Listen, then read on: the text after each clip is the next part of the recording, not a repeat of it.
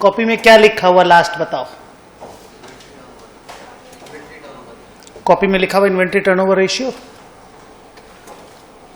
Okay, नहीं लिखा हुआ है? लिखा हुआ है। ओके, देखो मैंने सर्टेन रेशियोज को बुक में टिक लगवाया था। जिन जिन रेशियो को हम लोग डिस्कस करने लग गए थे मैंने टिक लगाया था। और मैं आपको एक बात बता रहा था कि 70, 80, 85% सम्स जो आपके बनते हैं ना, वो रेशियो से बैलेंस शीट और पीएल बनाने के सम्स बनते हैं। ओके, तो इसके लिए मैंने एक तो पी&एल का फॉर्मेट दिया था, एक टी शेप वाला भी दिया था, एक इनकम स्टेटमेंट जैसा भी दिया था, है ना, दिया था ना, और एक बैलेंस शीट का फॉर्मेट दिया था टी शेप में। आपको ना रेशियो अकाउंटिंग की क्लास में वर्टिकल फॉर्म में बैलेंस शीट बनाना नहीं पड़ेगा, जो कंपनी में बनाते हो शेड्यूल 3 में। आप लोग अगर नहीं पढ़े हैं तो पढ़ेंगे, फाउंडेशन में पढ़ा होगा ना वो वर्टिकल फॉर्म का बैलेंस शीट। वैसे आपको रेशियो के चैप्टर में नहीं बनाना पड़ेगा। आप एक नॉर्मल टी शेप का बैलेंस शीट बनाओगे ना, जैसा मैंने आपको लास्ट क्लास में बोला था, इस तरह का एक बैलेंस शीट बना दोगे ना बेटा, दिस विल बी इनफ। और इसका हम लोग भरपूर प्रैक्टिस करेंगे, आज से स्टार्ट हो जाएगा।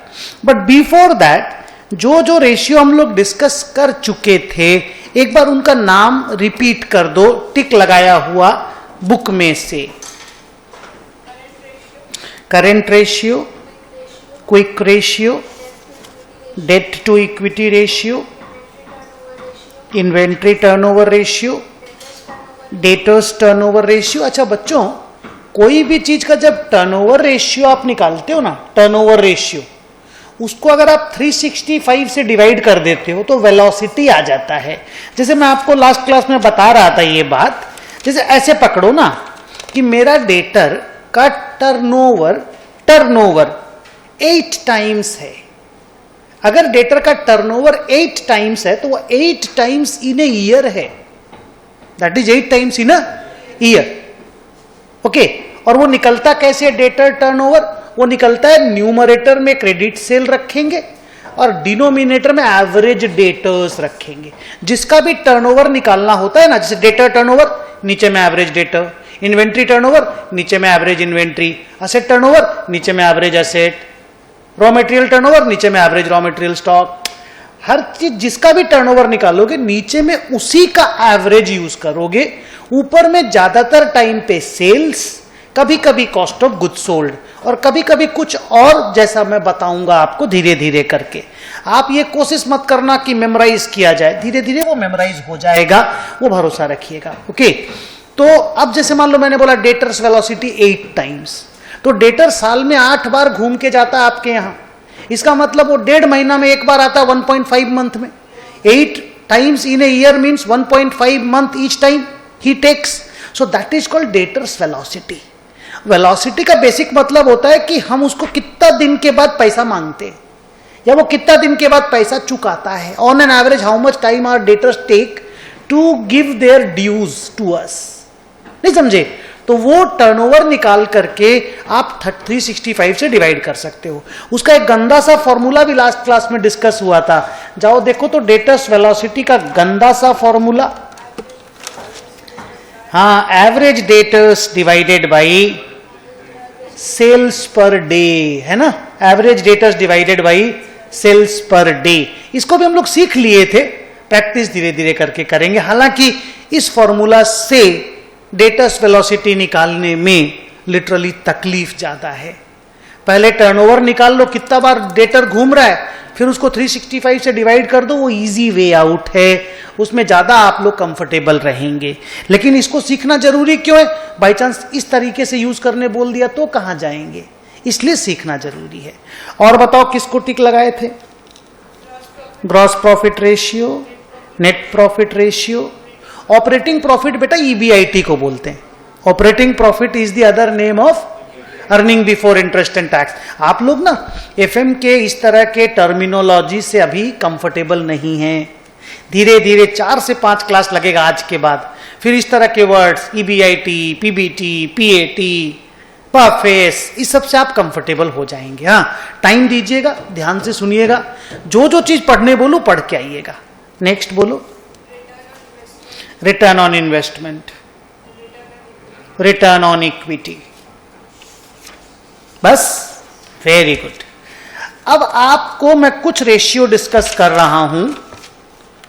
आप अपनी बुक में पेज नंबर 35 में जाओ, गए, और अर्निंग पर शेयर देखो, ईपीएस। तुमको दूसरी वाली बुक नहीं मिली? ये वाली बुक मत लाया कर, हाँ वो वाली बुक लाया कर, इसको उठा करके उसमें रख दे ऊपर ताक में, हाँ वो वाली बुक ला जो नई वाली बुक मैंने बनाई है। तो बता, अर्निंग पर शेयर का फॉर्मूला हम लोग डिस्कस कर रहे हैं, ईपीएस। अब आप नाम से समझो कि क्या चीज है, forget about the formula, don't see the formula, first try to understand कि ये क्या है। Earning per share. तो कोई भी चीज जब पर करते हो तो नीचे में क्या होता है और ऊपर में क्या होने का चांस है, इसी से देख के बताओ। ऊपर अर्निंग होगा, वेरी नाइस, ऊपर अर्निंग होगा, नीचे नंबर ऑफ शेयर्स होगा। That's so sweet, thank you. अब ये नंबर ऑफ शेयर जो है ना बेटा, ये number of equity shares, number of equity shares. और ये जो अर्निंग है ना, ये profit available for equity share holders. क्या है? Profit available for equity share holders. अब आप सोचो कि profit available for equity share holder माने कंपनी का वो वाला प्रॉफिट जो कंपनी ने इक्विटी शेयर होल्डर के लिए कमाया, खाली इक्विटी के लिए, वो वाला प्रॉफिट। क्या earning before interest and tax हो सकता है? वो क्या वो शेयर होल्डर को हम दे सकते हैं? तो इंटरेस्ट तो माइनस करना पड़ेगा, फिर बचा अर्निंग बिफोर टैक्स। क्या वो शेयर होल्डर के लिए है? नो, टैक्स देना होगा, टैक्स दे दिए तो बचा प्रॉफिट आफ्टर टैक्स। अगर प्रेफरेंस शेयर कैपिटल आपकी कंपनी में है तो क्या वो profit after tax equity share holder के लिए है, या वहां से भी प्रेफरेंस डिविडेंड माइनस करना होगा? That's good. तो ये लॉजिक आपको एस्टैब्लिश करना है। वो साइंस का बच्चा है, वो भी एस्टैब्लिश कर पा रहा है, हम लोग तो कॉमर्स के हैं, हम लोग क्यों नहीं एस्टैब्लिश करेंगे? करेंगे ना। तो ऊपर में जो प्रॉफिट लेंगे वो प्रॉफिट हम लेंगे profit available for equity share holders. Exam में फुल फॉर्म लिखना है, कोशिश करना शॉर्ट फॉर्म नहीं लिखा जाए। वर्स्ट केस में शॉर्ट फॉर्म लिखेंगे जब एकदम 2 मिनट बाकी और सम बनाना है। ओके, नीचे में नंबर ऑफ इक्विटी शेयर्स है। अब जरा सोचो, एक कंपनी साल में 400 करोड़ रुपया कमाता है। कितना? 400 करोड़ रुपया पर face, profit available for equity share holder. और उसके 10 करोड़ नंबर ऑफ शेयर है, उसने पब्लिक को 10 करोड़ शेयर इश्यू करके रखा है। 10 करोड़ शेयर के पीछे कंपनी कितना रुपया प्रॉफिट कमा रही है? 400 करोड़, यानी एक शेयर के पीछे 40 रुपया। तो एक शेयर के पीछे जो अर्निंग है ना, उसको ईपीएस बोलते हैं। अब तुम पूछोगे सर इसका काम क्या है? आंसर इज, कोई भी इन्वेस्टर जब कंपनी का शेयर खरीदना चाहेगा तो पूछेगा ना कंपनी का शेयर के पीछे कितना अर्निंग है। भाई मैं तो शेयर ओन करूंगा, मैं तो शेयर खरीदने जा रहा हूं, तो मैं पता करूंगा ना इस शेयर के पीछे कंपनी कितना कमा रही है। फिर हम जो पैसा दे रहे हैं खरीदने के लिए वो अप्रोप्रिएट है कि नहीं है। वैसे intrinsic value of the equity share निकालना भी सिखाएं आपको, और कई बार सीखेंगे वो वाला भी। पर ये भी एक तो तरीका है, इंट्रिंसिक वैल्यू तो नहीं पर एक वैल्यू निकालने का। आप देखिए कितना बढ़िया चीज पढ़ोगे आप, दिल खुश हो जाएगा आपको कि हाँ यार एक तो स्टैंडर्ड चीज पढ़े। Okay, just take care. तो मान लो कि 40 रुपया आपकी कंपनी, जैसे मान लो कंपनी का नाम है ए लिमिटेड। अब ये कंपनी साल का 40 रुपया कमा रही है, 40 रुपया। ना I went two by this company का एक शेयर। तो मैंने मार्केट में पता किया, मार्केट में ये शेयर लिस्टेड है। लिस्टेड समझते हो ना, स्टॉक मार्केट में शेयर बिक्री होता है। तो मैंने पता किया मार्केट में इसका दाम क्या है, मार्केट में इसका दाम क्या है। मुझे मार्केट में इसका दाम पता चला 600 रुपया। मार्केट में, एक्चुअल मार्केट में इसका दाम पता चला 600 रुपया। अब हमको यह जज करना है कि ये 40 रुपया करके एक साल में कमाता है, फिर हमको उसी में से कुछ डिविडेंड देगा। वो भी अगर ग्रोथ कंपनी है तो डिविडेंड नहीं भी देगा। लेकिन हमको यह मालूम अगर ग्रोथ कंपनी है डिविडेंड नहीं दे रहा तो उस पैसा को कंपनी अपने बिजनेस में लगा रहा है, लगा करके कंपनी ग्रो कर रहा है, तो ग्रो करेगा तो उसका मार्केट प्राइस भी ग्रो करेगा, अर्निंग भी ग्रो करेगा। वेरी नाइस, दिमाग लगाइएगा, बहुत अच्छा लगेगा। तो 600 रुपया दाम है। तो एक बार मैंने देखा डिवाइड करके कि यार इस कंपनी को 15 साल लग जाएगा, 15 साल लग जाएगा अगर 40 रुपया के रफ्तार से ही कमाए हर साल। मेरा पैसा तो 600 रुपया जो मैंने खरीदने के लिए दिया है, 15 साल लग जाएगा मेरे पैसा के जितना पैसा कमाने में। So I am buying an asset, but indirectly when I buy an asset I buy the earning also. उस असेट के पीछे का होने वाला अर्निंग तो फिर मैं खरीद रहा हूं ना भाई, I am owning that asset, तो उससे होने वाला अर्निंग भी तो मेरा है ना। तो 15 साल लग जाएगा, मुझे ऐसा लगा। सर आपने क्या किया? मैंने खाली एमपीएस और ईपीएस को डिवाइड किया, 600 बाई 40। आपको थोड़ा थोड़ा पर शेयर बोलने से समझ में आ रहा है ना, आप स्ट्रेस मत लीजिएगा, सब मेरे ऊपर छोड़िएगा। और जो जो नहीं समझ में आएगा क्लास के बाद, क्लास के बीच में पूछते रहिएगा। तो 15 साल, मुझे लगा 15 साल बहुत बड़ा है। मैं नोविस इन्वेस्टर था, कमजोर, मुझे लगा 15 साल तो यार बहुत बड़ा है। फिर मैंने पता किया साला ये कंपनी 30% के रेट से ग्रो कर रहा है। 40 रुपया तो इस साल का अर्निंग है ना, इसके पहले 22 रुपया ही था, उसके पहले 12 रुपया ही था। ये ग्रो कर रहा है कंपनी, एकदम फास्टेस्ट ग्रोइंग कंपनी है इंडिया का।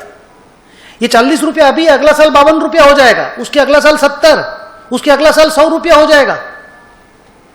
अगर इसका अर्निंग 3 साल के बाद 100 रुपया हो जाता है, तब 600 रुपया को अगर मैं देखता हूं तो ओनली 6 टाइम्स। आप समझ रहे हो? Only 6 times. तो एक बार जब मैंने एमपीएस बाई ईपीएस को बोलते हैं प्राइस अर्निंग रेशियो, क्या बोलते हैं? Price by earning. देख, ऊपर में प्राइस, नीचे में अर्निंग। प्राइस हो गया मार्केट प्राइस पर शेयर, अर्निंग हो गया अर्निंग पर शेयर। तो जब मैं इसको देखता 15 टाइम्स तो मुझे लगता कि बहुत महंगा है। फिर जैसे मैं देखता यार ये तो ग्रो कर रहा है 30% करके, फिर मुझे लगा यार ये तो 3 साल के बाद 6 का प्राइस अर्निंग हो जाएगा, 5 साल के बाद देखेंगे तो 2 का प्राइस अर्निंग हो जाएगा। इसको तो तुरंत खरीद लेना चाहिए, क्योंकि कंपनी में कंसिस्टेंसी है, ग्रोथ है और स्टेबल बिजनेस है। ऐसा भी नहीं कि बिजनेस अनस्टेबल है। तो एक बार जो 15 टाइम देख के महंगा लगा, तुरंत 2 लाइन और सोचे तो सस्ता लगा। कुछ समझे मैं क्या बोला? एशियन पेंट 100 टाइम्स के प्राइस अर्निंग पे होगा श्योर, 70 तो पक्का। सर क्या मतलब? जितना अर्निंग है और जितना मार्केट प्राइस है ना, market price must be 100 times of the earning. Sir मतलब 100 साल लग जाएगा हम जितना पैसा दे रहे हैं उसको कमाने में, बहुत महंगा नहीं है। मेरे को इसीलिए महंगा लगता है, मैं कभी खरीद नहीं पाया, पर वो महंगा ही रहता है। वो ग्रो कर रहा है लगातार, 20-25%, 30% का साला का CAGR है, compounded annual growth rate, CAGR। Word पे दोस्ती कीजिएगा। हर 3 साल में उसका अर्निंग डबल हो जाता है, हर 3-4 साल में अर्निंग डबल हो जाता है। जब 500 रुपया दाम था तब भी मेरे को महंगा लगता था, अभी 2900 रुपया दाम है तब भी मेरे को महंगा ही लग रहा है। नहीं समझे? पर लोगों को सस्ता लग रहा है ना। लोग देखते हैं अभी तो आधा हिंदुस्तान में रंग होना बाकी है, 90% हिंदुस्तान में अभी रंग हुआ ही नहीं है। पूरा गांव गरीब लोगों को जो घर बना के दिया मोदी जी, उसमें रंग ही नहीं हुआ है। तो सब तो एशियन पेंट से रंग लगवाएंगे ना, तब उनका अर्निंग किस तरह से बढ़ेगा। जो अभी 30% से बढ़ रहा है, साला हो सकता है 100-200% से बढ़ने लग जाए, तब यही शेयर सस्ता लगने लग जाएगा। तो खाली प्राइस अर्निंग रेशियो नहीं देखना, साथ में ग्रोथ देखना है कि कंपनी कितना % से एनुअली ग्रो कर रहा है। क्लियर? जाओ प्राइस अर्निंग रेशियो में टिक लगाओ।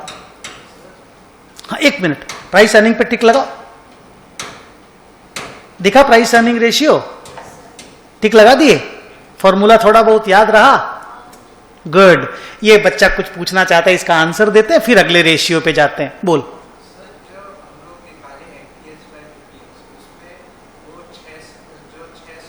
वो करंट मार्केट प्राइस और ये earning per share trailing 12 months.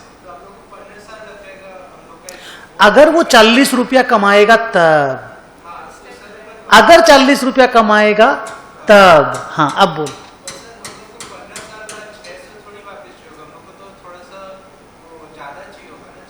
अरे बहुत ज्यादा मिलेगा। ये तो 15 टाइम्स आज के पोजीशन से हम लोग बोल रहे हैं। 15 साल के बाद ये 600 रुपया हो सकता, 17,000 रुपया में दाम में बिके।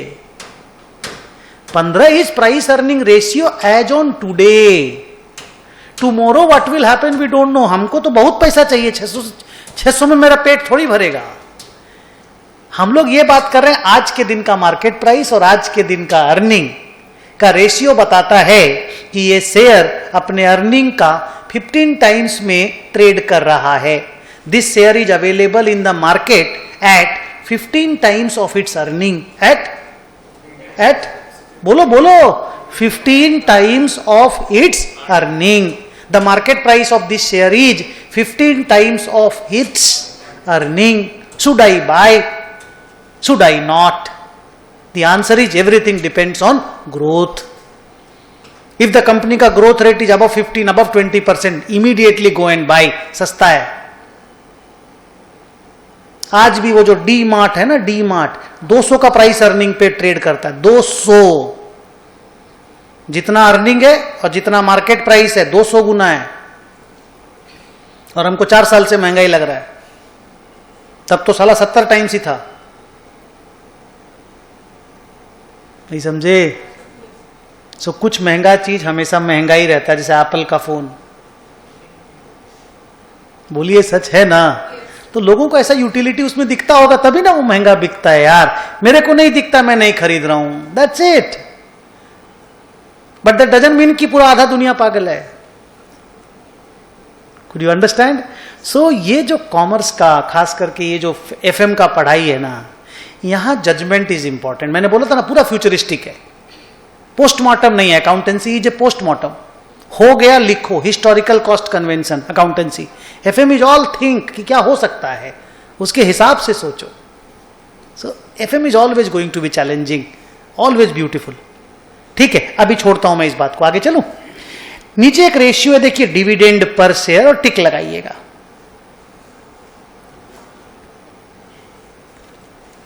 सिंपल है। मान लीजिए यही वाली कंपनी है। बच्चों इधर देखो, मान लीजिए यही वाली कंपनी है। कितना करोड़ रुपया का प्रॉफिट कमाया साल में?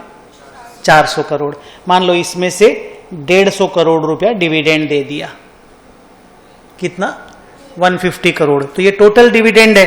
इसका अगर एक शेयर का डिविडेंड पता करेंगे, एक शेयर का, इस कंपनी के पास टोटल शेयर कितने हैं? 10 करोड़। और ये शेयर पब्लिक के पास है। हेलो, इसने इशू किया है तो पब्लिक के पास शेयर है ना। तो 150 करोड़ को अगर 10 करोड़ से डिवाइड करेंगे तो डिविडेंड पर शेयर कितना हुआ?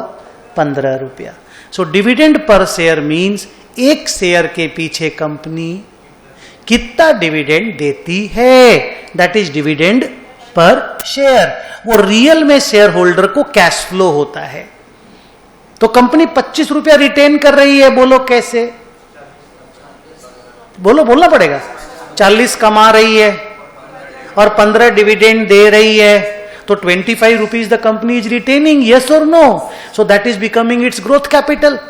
वो 25 रुपया कंपनी के पास रहेगा तो कंपनी उस हिसाब से ग्रो करेगा, यस और no? So dividend per share का भी जानकारी लेना जरूरी है।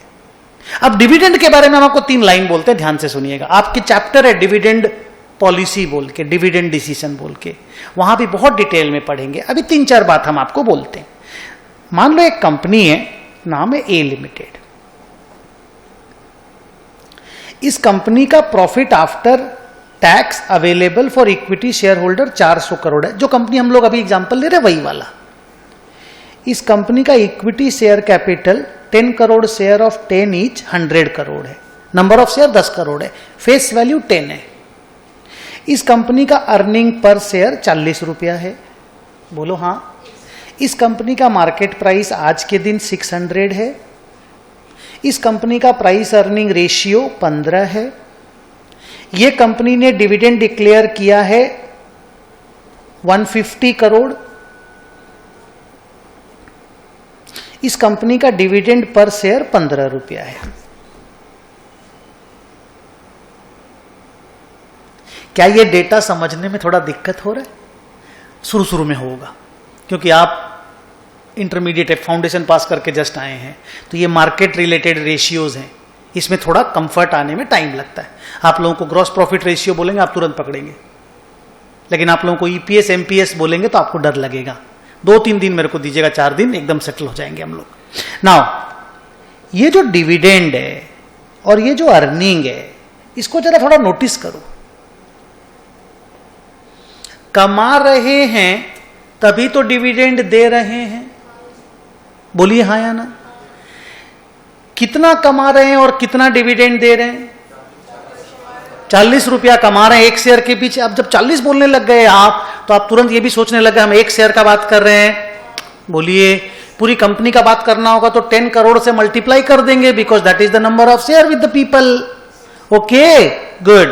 तो 40 रुपया कमा के आप 15 रुपया दे रहे हो ना। तो what is 40? Earning per share. What is 15? Dividend per share.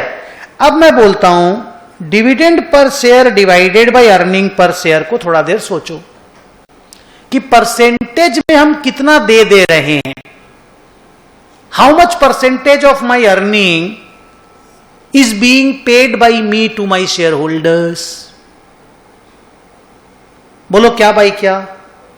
15/40। ये परसेंटेज में निकलता है, इट इज 37.5%। इस रेशियो को बोला जाता है पे आउट, डिविडेंड पे आउट। क्या बोला जाता है? Dividend pay out. फिर से, डिविडेंड पे आउट। कमाए कितना उसमें से दिए कितना। आपको लगता नहीं कि नाम में कंफर्टेबल होने में टाइम लग जाएगा? थोड़ा नया नया टाइप का चीज है, टाइम लेंगे हम लोग, हम हड़बड़ा के कुछ नहीं करेंगे, ठीक है। अब तुम सोचो इससे क्या पता चलता है कि हम लोग डिविडेंड देते हैं दिल खोल के, पर पूरा नहीं दे रहे हैं। अभी भी कितना परसेंट हम दे रहे हैं तो कितना रिटेन कर ले रहे हैं? 37.5% we are paying, 62.5% still we are retaining. That means we are a growth company. क्योंकि अगर हम सैचुरेटेड कंपनी रहेंगे तो हम सारा ही डिविडेंड पे करने के बारे में सोचेंगे, ठीक है। सो इसको बोलते हैं डिविडेंड पे आउट। कमाए कितना उसमें से दिए कितना। 100 से पे आउट को माइनस कर देंगे अगर, तो रिटेंशन रेशियो मिलता है। क्या मिलता है? Retention ratio. आपके कॉपी में रिटेंशन रेशियो बुक में नहीं होगा, रेशियो की तरह वो डिस्कस नहीं होता है, हम लोग बात करते हैं। बट आपको समझ में आ रहा रिटेंशन रेशियो क्या है? 37.5% we are paying, so 62.5% we are retaining. तो आप लिख के रख सकते हो रिटेंशन रेशियो।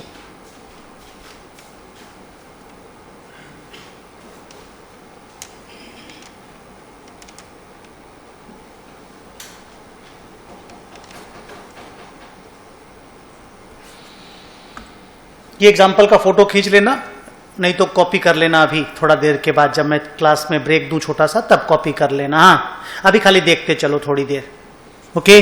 मैं टाइम दूंगा कॉपी करने का। अब तुम इसको ऐसे सोचो कि ये 15 रुपया डिविडेंड लेने के लिए अगर एक शेयर होल्डर आज शेयर खरीदने जाए तो उसे कितना रुपया देने से एक शेयर मिलेगा? जाइए देखिए, शेयर का दाम कितना है मार्केट में? 600। तो आपको 600 रुपया में वो शेयर खरीदेंगे तो साल का 15 रुपया डिविडेंड मिलेगा। बोलो हाँ या ना।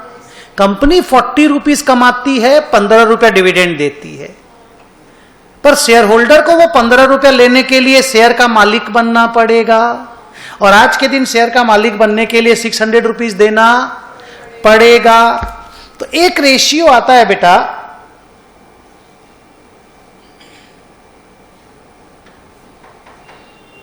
Dividend yield ratio. बुक बाद में देखना, बुक दिखाऊंगा, टिक भी कराएंगे, पहले मेरी तरफ देखो। अब हम उस एग्जांपल को बेस बना दिए और बोलते जा रहे हैं। हाँ, तो अभी आप मेरी बातों पे फोकस रखो। सर ये क्या है? ये dividend per share by market price पर शेयर, और ये परसेंटेज में निकलता है। ये रिटर्न प्रॉफिट है। तो अगर कोई बंदा 15 रुपया का डिविडेंड कमाता है और उस शेयर को खरीदने के लिए 600 रुपया उसका लगता है, तो डिविडेंड यील्ड इज 2.5%। सर ये क्या है? ये एक इन्वेस्टर का डिविडेंड इनकम का परसेंटेज है ऑन हिज इन्वेस्टमेंट। 600 रुपया लगा रहा है वो, तो 15 रुपए ही तो कमा रहा है साल का डिविडेंड इनकम से। बोलो हाँ या ना? बिकॉज मार्केट में तो 600 रुपया दाम है ना आज उसका। तो आज अगर वो शेयर होल्डर बनना चाहता है, so he has to buy the share at कितना रुपया? बोलो बोलो बोलो, 600। And how much dividend income he is getting in 1 year? 15। तो उसका परसेंटेज इनकम कितना हो रहा है? 2.5%। क्लियर? अब सोचो, फिक्स डिपॉजिट, एफडी में कितना परसेंट प्रॉफिट कमाओगे? 5.5, 6। फिक्स डिपॉजिट का इंटरेस्ट, और ये 2.5% दे रहा है, तो आपको लगेगा एफडी अच्छा है। लगेगा ना एफडी अच्छा है। भाई साहब इसमें कैपिटल गेन सोचो। अभी आज इसका दाम 600 है, आगे 3000 हो जाएगा 2 साल बाद, तब एफडी 600 रुपया 600 ही रहेगा। एफडी में रिटर्न फिक्स्ड है, इसका मतलब मैच्योरिटी का पैसा बढ़ेगा नहीं, खाली इंटरेस्ट इनकम होगा। पर यहां तो कैपिटल गेन इनकम भी होगा। ये तो स्टॉक मार्केट इन्वेस्टमेंट है। अब तुम बोलोगे सर रिस्की भी तो है। आंसर इज रिस्क लेना ही तुमको पड़ेगा अगर इक्विटी में इन्वेस्ट करना है तो, नहीं तो तुम्हारे लिए फिक्स डिपॉजिट है। Either go for risk free और गो फॉर रिस्क, वो आपका चॉइस है, आप कैसे रहना चाहते हो। आज भी हिंदुस्तान का 96% इंडिया रिस्क फ्री रहना चाहता है। नहीं समझे? आज भी उनको फिक्स डिपॉजिट में ही पैसा रखना है। They don't want stock market investments. You got it? But stock market में रिस्क है तो रिटर्न भी वैसा इंडिया दे रहा है। पिछला 15 साल का आप ट्रैक रिकॉर्ड देख लीजिए, इंडिया का रिटर्न्स आर मोर देन 25%। 20% तो पक्का। अब इधर आइए, जानते हो dividend yield DPS by MPS, dividend pay out DPS by EPS, कितना परसेंट कमा के दे रहे हैं? Dividend per share, total dividend by total number of shares. लेकिन डिविडेंड परसेंटेज क्या होता है?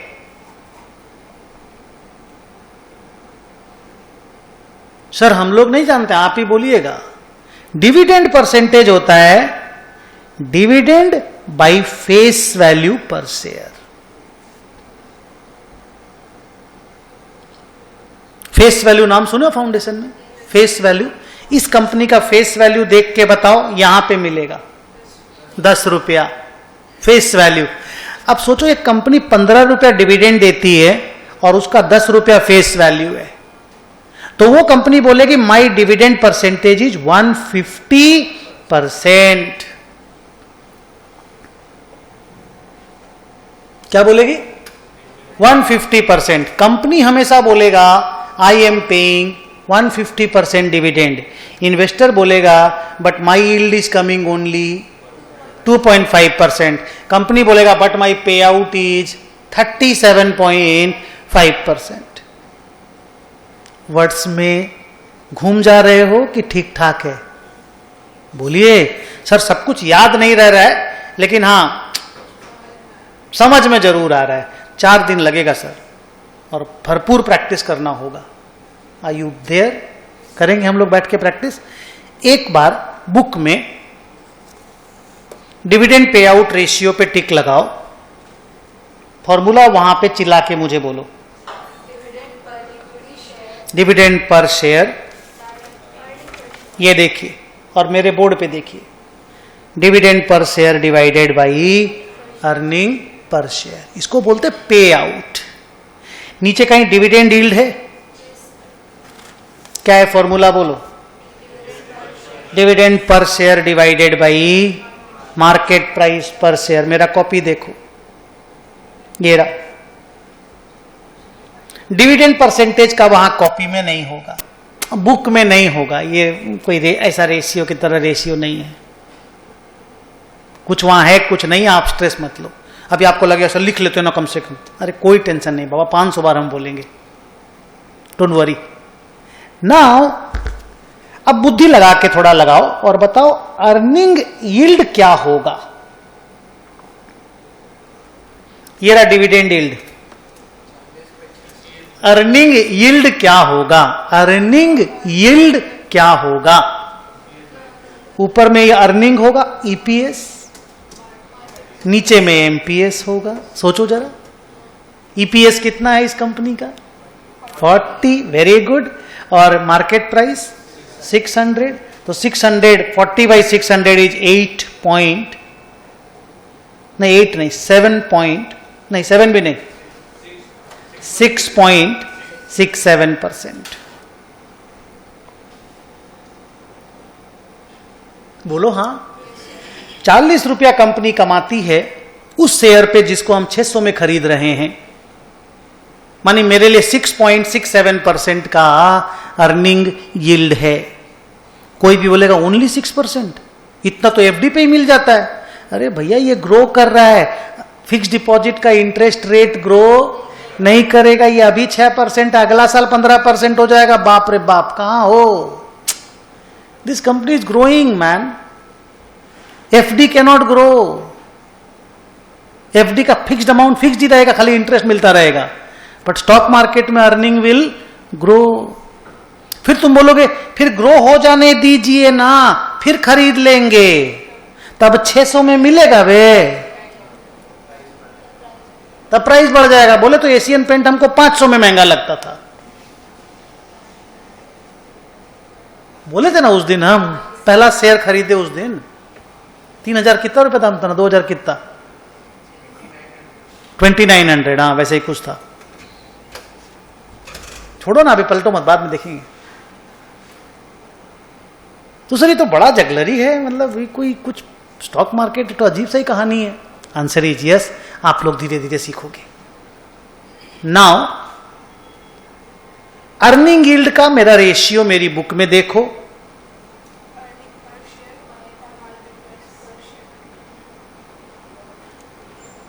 लगा दिए, टिक लगा दो बस।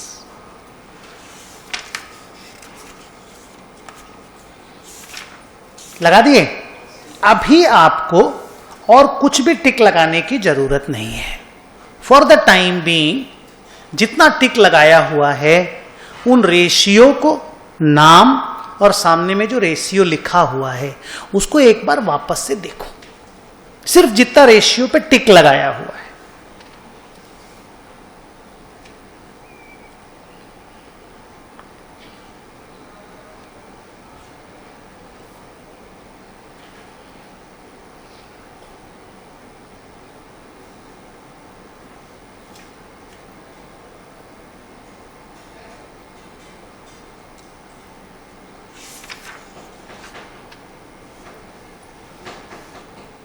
जब फ्राइडे को आओगे तो ये जितने रेशियो पे हमने टिक लगाया है इसको 2 बार 3 बार गो थ्रू कर लोगे, ठीक है। ये कोशिश मत करना कि आपको याद हो जाए, याद हो जाएगा।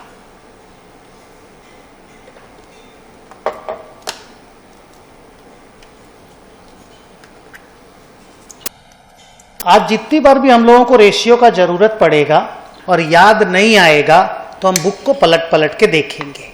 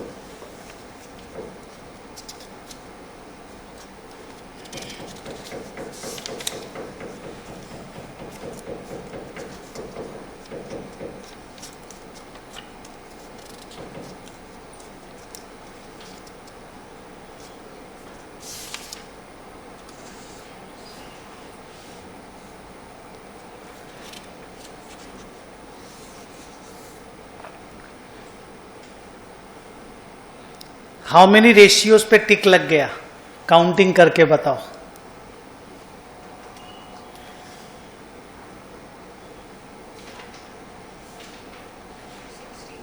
पंद्रह 16 पे लग गया ना? हाँ ठीक है, 15 16 17 ठीक है। धीरे धीरे रिकलेक्ट हो रहा है, लग रहा है कि हाँ हो जाएगा। ओके, अभी पहली बार हम लोग रेशियोज को यूज करेंगे। सर क्या करना है? कुछ नहीं, समथिंग डिवाइडेड बाय समथिंग है। एक समथिंग पता करके दूसरा समथिंग पता करना है। फिर जब पता चल जाए सब कुछ तो ट्रेडिंग पीएल बनाना है, बैलेंस शीट बनाना है। सर ट्रेडिंग पीएल कैसे बनाएंगे? वैसे ही जो फाउंडेशन में 11 12 में बनाते थे, मैंने आपको जो फॉर्मेट दिया वैसे ही बनाना है। बैलेंस शीट भी वैसे ही बनाना है। सर होगा, बहुत अच्छा से होगा, प्यार से होगा और अच्छा लगेगा। Okay, page number 40 question number 3 देखोगे।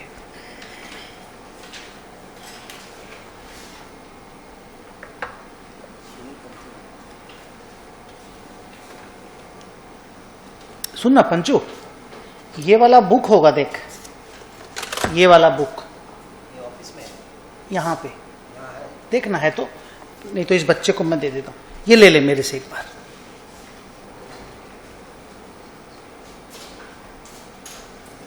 सब चेंज हो गया ना?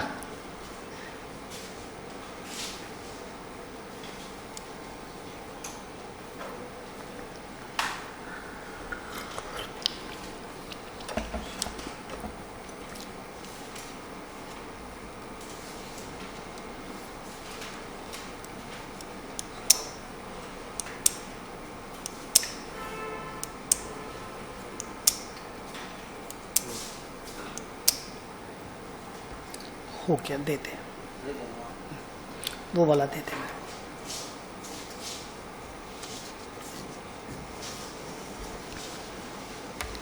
बस उतना ही देर पढ़ना है। पढ़ लिए ना क्वेश्चन, उसको याद थोड़ी करना है, सॉल्व करना है।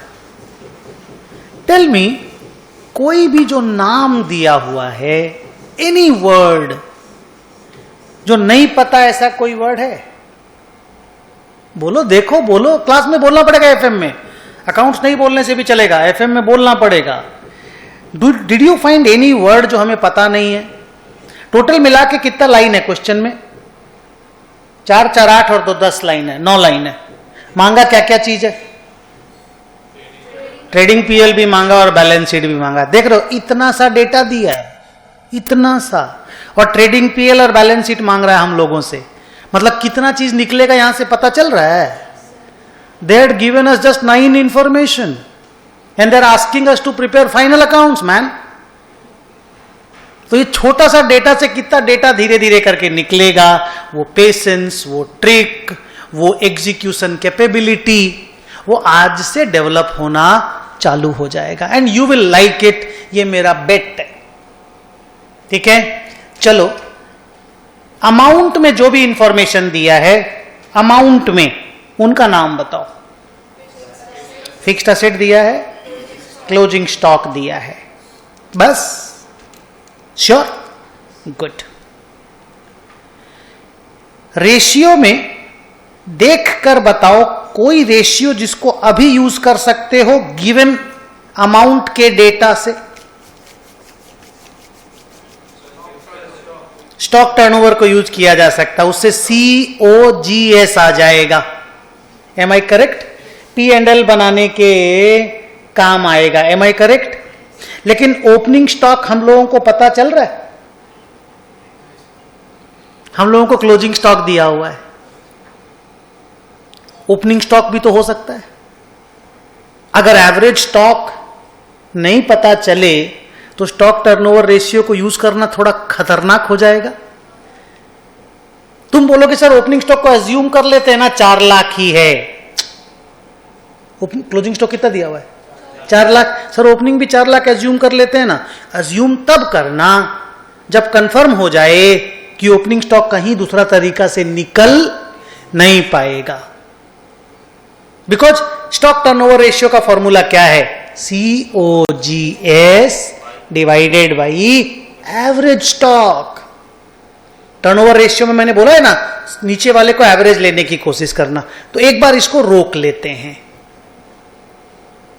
ठीक है, ओपनिंग स्टॉक का वेट करते हैं, नहीं मिलेगा ना तो ओपनिंग इक्वल टू क्लोजिंग करके आगे बढ़ जाएंगे, पर अभी नहीं, अभी नहीं। और नीचे देखो क्या है,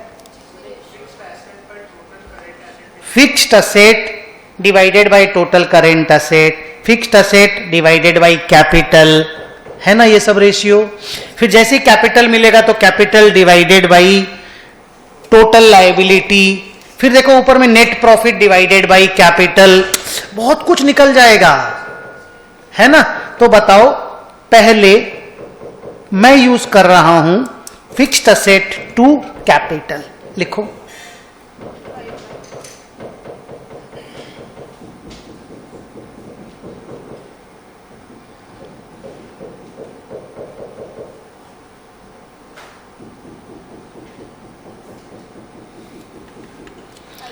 एग्जाम में किस तरह से लिखोगे देखो, यहां ए या 1 लिख सकते हो, नंबरिंग नहीं भी कर सकते हो, नंबरिंग कर भी सकते हो, बट राइटिंग ऐसा होना चाहिए। कितना टाइम्स दिया हुआ है, 5/4। ठीक से देखो, फिक्स्ड असेट बाई कैपिटल है। अच्छा, ये जो फिक्स्ड असेट टू कैपिटल ऐसा ही होता है ना, ये कैपिटल बैलेंस शीट के लायबिलिटी साइड में लिखने के लिए, और ये फिक्स्ड असेट असेट साइड में लिखने के लिए। बैलेंस शीट का रेशियो है। हेलो, कोई दिक्कत? गुड। क्या दिया हुआ हम लोगों को? फिक्स्ड असेट दिया, तो कैपिटल इज इक्वल टू,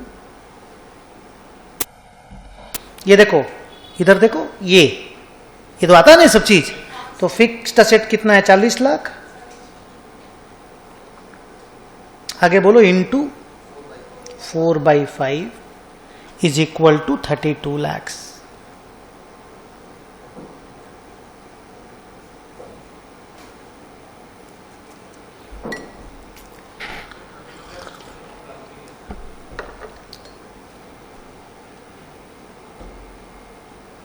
पहले ये बताओ देख के, ये काम कल परसों नरसों जब करेंगे तो बहुत इजी नहीं लगेगा? अभी fixed asset to total current asset निकाल लेते हैं।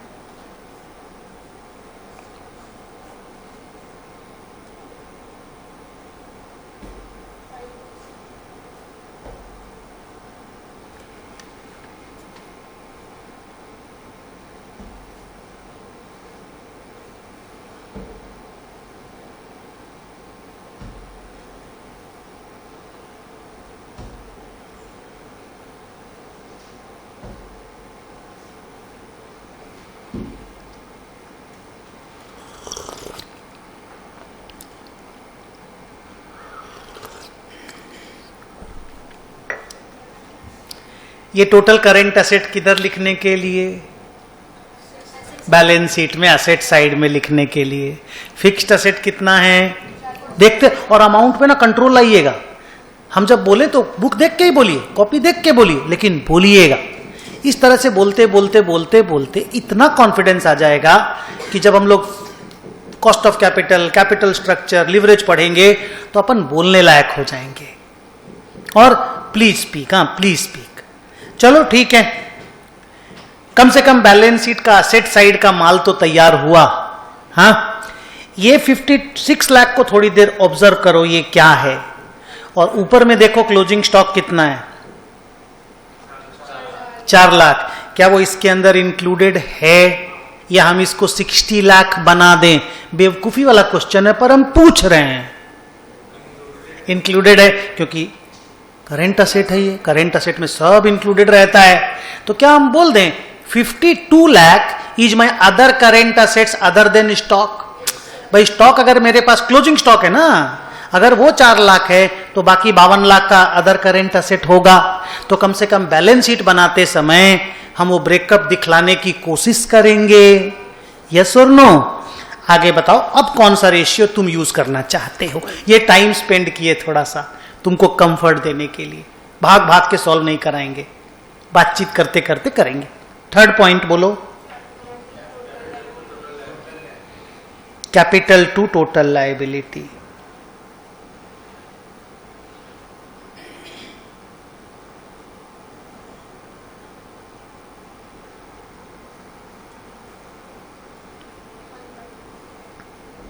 कितना बाई कितना? 1/2। क्या निकल सकता है?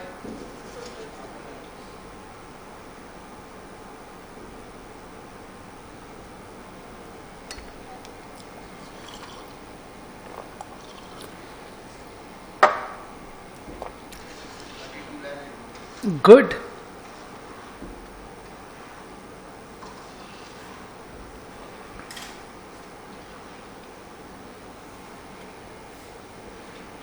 पल्ले पड़ रहा है कि नहीं हमको बताओ। इस तरह का काम अगर हम आपसे कल परसों नरसों कराएंगे, आप करेंगे ना? अभी जो हम लिख रहे हैं वो लिखना मत, प्लीज डोंट राइट, प्लीज। ये छोटा सा बैलेंस शीट बना रहे हैं, छोटा सा। Capital, total liability, fixed asset, total current asset. ये देखने के लिए कि और भी डेटा है या सब डेटा मिल गया, जस्ट चेक करने के लिए। सर अभी बनाना जरूरी है? नहीं रे बाबा, लास्ट में बनाना पड़ता है। अभी हम इसलिए बना रहे हैं थोड़ा तुमको कॉन्फिडेंस आ जाए, बस। हमको तो कॉन्फिडेंस है। बोलो बोलो बोलो, देख देख के। 32 lakhs, 64 lakhs, 40 lakhs, 56 lakhs। Match कर रहा है ना? नहीं लग रहा है बच्चा जैसा सम बना के दिया है? एग्जाम में आता है ऐसा सम, पर बहुत बड़ा बड़ा सम भी आता है। ओके, आगे चलते हैं। अब तुम कौन सा रेशियो यूज करना चाहोगे बताओ? Net profit to capital.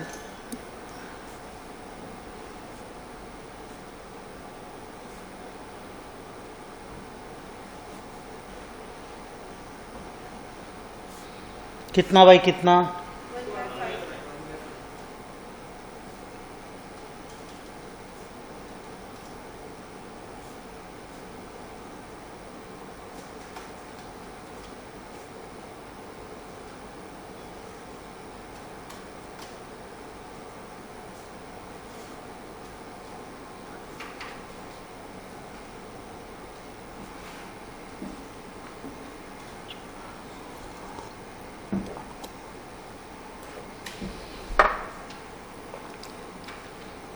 Next, ये नेट प्रॉफिट समझते हो क्या होता है? P&L का सबसे आखिरी फिगर। अगर कुछ नहीं बोले ना बेटा, इसको पैट समझने का। पैट क्या? पैट बोलो, प्रॉफिट आफ्टर टैक्स या अर्निंग आफ्टर टैक्स। अगर कुछ नहीं बोले क्वेश्चन, खाली नेट प्रॉफिट वर्ड आएगा ना, उसको पैट समझने का है और लिख देने का है, we assumed that net profit means PAT. वैसे क्वेश्चन बताता रहेगा बार बार। अब क्या लिख सकते हो बोलो? नेट प्रॉफिट रेशियो का फॉर्मूला क्या है बताओ? Good, net profit by sales. कितना परसेंट दिया हुआ है? 20%।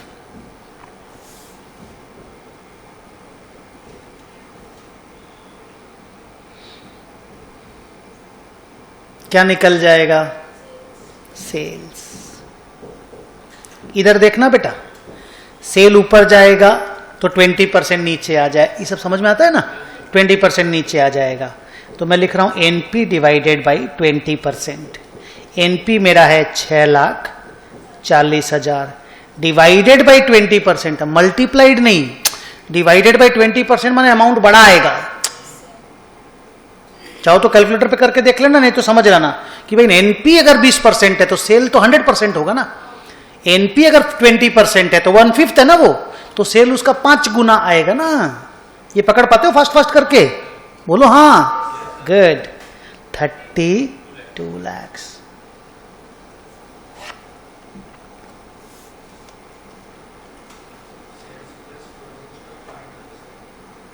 करेंगे, ठीक ठीक ठीक, लाइन सही है। अभी ऊपर में 1-2 रेशियो का और बात कर लेते, फिर आपके लाइन पे चलेंगे। बोलिए, जीपी रेशियो क्या है फॉर्मूला?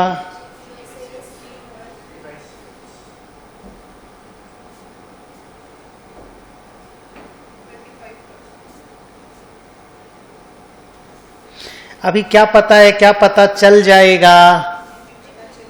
जीपी पता चलेगा। Very good, sales into 25%।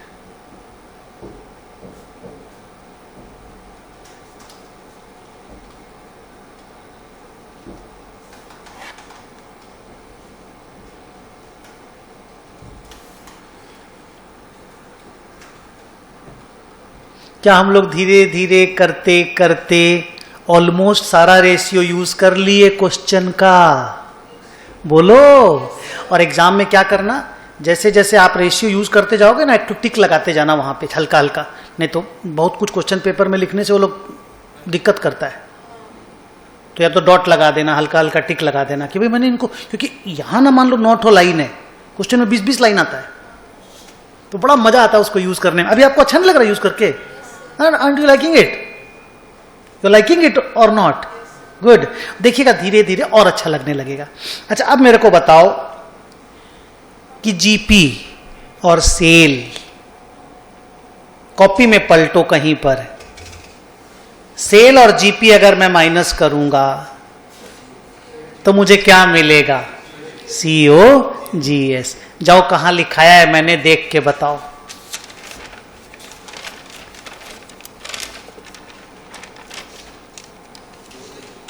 हाँ बिल्कुल, 2 तरीके से निकलता है।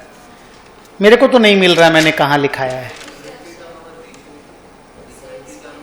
वहां है ना, opening stock plus purchase minus closing stock को भी COGS बोलते हैं, और सेल माइनस जीपी वो भी COGS होता है। आप ट्रेडिंग PL बना के देखोगे तो दिखेगा ना, मैंने उस दिन दिखाया था, समझाया भी था अच्छे से। तो उसको यूज करना है धीरे धीरे, और क्या, वो गट्स डेवलप करना है। तो ये लो, COGS is equal to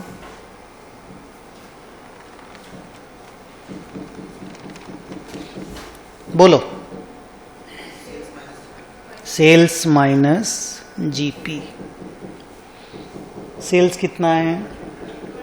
good, -8 lakh, 24 lakh.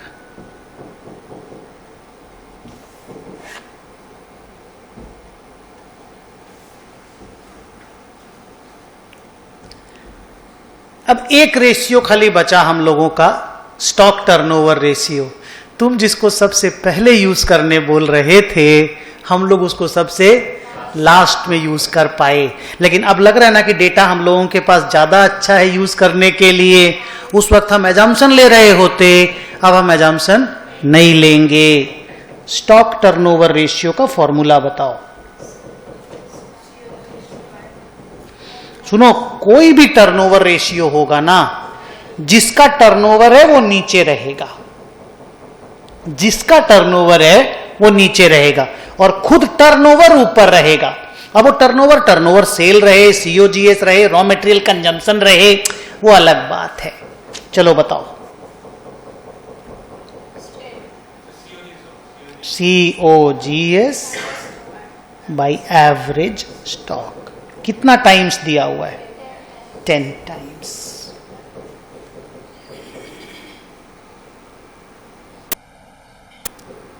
कोई भी टर्नओवर रेशियो टाइम्स में आता है, और बड़ा सिंपल है। बोले ना, जिसका टर्नओवर है उसको नीचे लेना है, और ऊपर अकॉर्डिंगली डेटा लेना है जो उससे कनेक्टेड डेटा है। जैसे डेटर अगर नीचे रहेगा, ऊपर क्रेडिट सेल लेंगे, क्रेडिटर अगर नीचे, ऊपर क्रेडिट परचेज लेंगे, स्टॉक अगर नीचे, ऊपर कॉस्ट ऑफ गुड्स सोल्ड लेंगे, रॉ मटेरियल नीचे है तो रॉ मटेरियल कंजम्पशन लेंगे। अभी क्या करना है बताओ? सर एवरेज स्टॉक निकल जाएगा, निकाल लो। COGS है 24 लाख बाई 10, 2,40,000।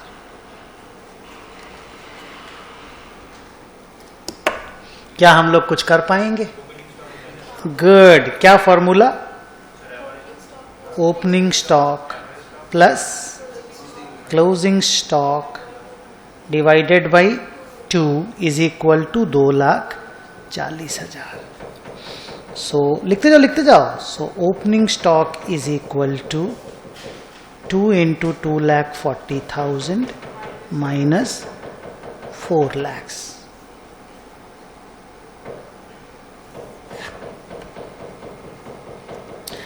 हम जब भी रेशियो में सम सॉल्व करते हैं, एक एक तो लाइन खींचते जाते हैं। आप लोग वो लाइन तो खींचना मत एग्जाम में, आप नंबरिंग देते जाना। हमको नंबरिंग देने का आदत नहीं है, एक दो क्लास में आप लोगों को आदत डलवा देंगे, फिर मेरा अपना औकात में आ जाएंगे। लाइन टानना है तो नंबरिंग देने के सेपरेट ही तो करना है यार, सेपरेट हो गया और क्या। नाउ टेल मी, यहां तक का स्टोरी आपको ठीक ठाक लगा?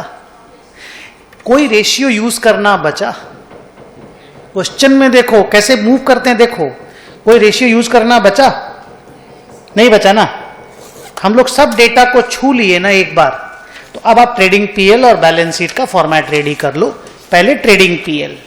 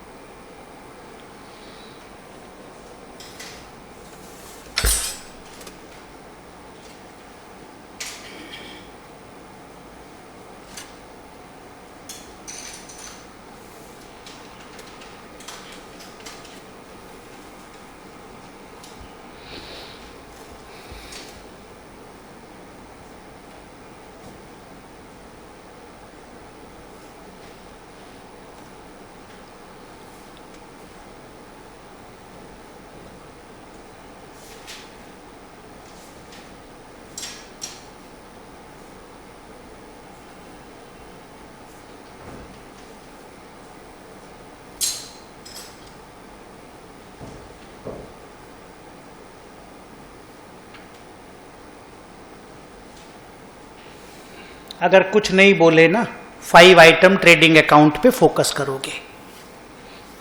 You have to believe that there are only 5 items in the trading account. बोलो। 80,000 परचेज बैलेंसिंग फिगर आ जाएगा। हाँ, sales very good 32 lakh, closing stock 4 lakhs, 36 lakhs, 36 lakhs। GP कितना है? 8 lakhs। परचेजेस जो कि बैलेंसिंग फिगर आया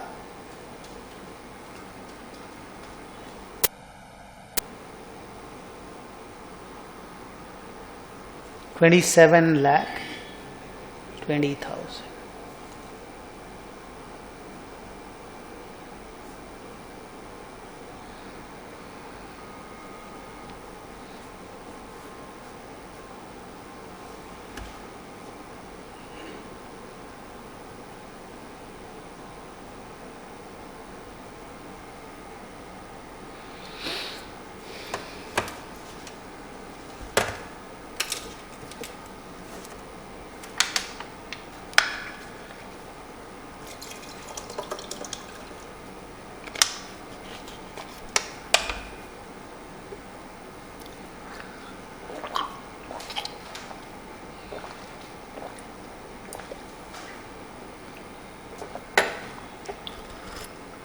बोलो क्या लिख सकते हो? दिया हुआ नेट प्रॉफिट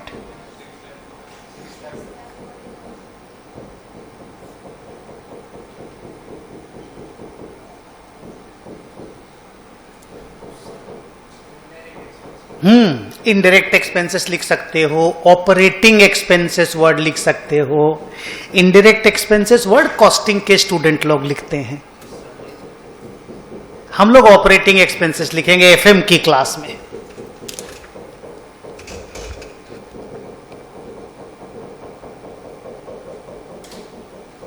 सन्ड्री एक्सपेंसेस भी लिख सकते हो।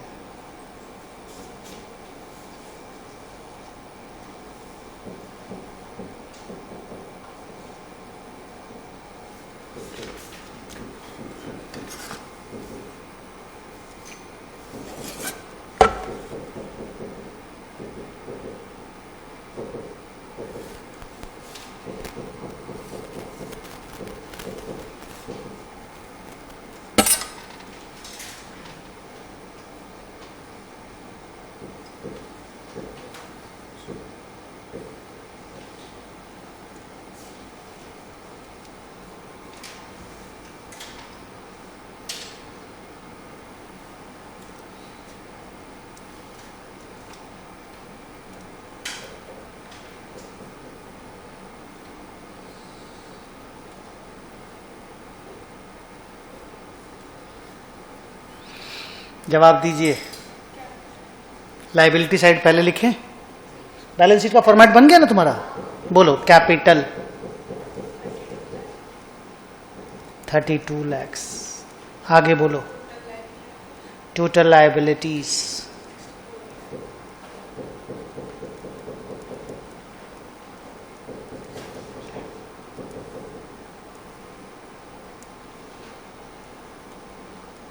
असेट्स में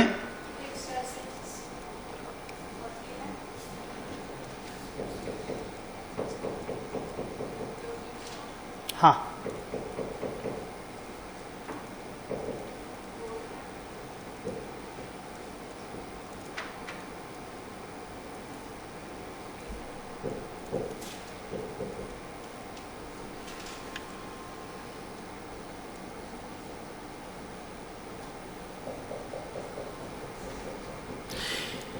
क्योंकि उन्होंने करेंट असेट्स बोल करके ब्रेकअप दिया था तो मैं यहां हेडिंग में करेंट असेट लिख दिया। तो इससे क्या कि अगर 8 मार्क्स का क्वेश्चन रहेगा ना, मेरा वो लोग 1 मार्क्स भी नहीं काटेगा। नहीं समझे? क्योंकि इससे बेहतर हम लोग कुछ कर नहीं सकते थे। This is the best that we can do. हाँ, बैलेंस शीट जब बनाओगे तो ऊपर में लाइबिलिटीज, अमाउंट, असेट्स, अमाउंट, ये सब लिखना आपका जिम्मेदारी है। पीएल बनाओगे तो पर्टिकुलर्स अमाउंट, वो आपका जिम्मेदारी है। फॉर्मेट में जो बेसिक लिखना होता है वो आप करोगे। So tell me, are we okay with this kind of a sum? But this was very very easy. इसमें वो जान नहीं था। Other than stock turnover ratio, कोई चीज में भी इसमें वजन नहीं था। So second sum a little better but a little smaller. Okay, अगला सम हम बना रहे हैं क्वेश्चन नंबर 6।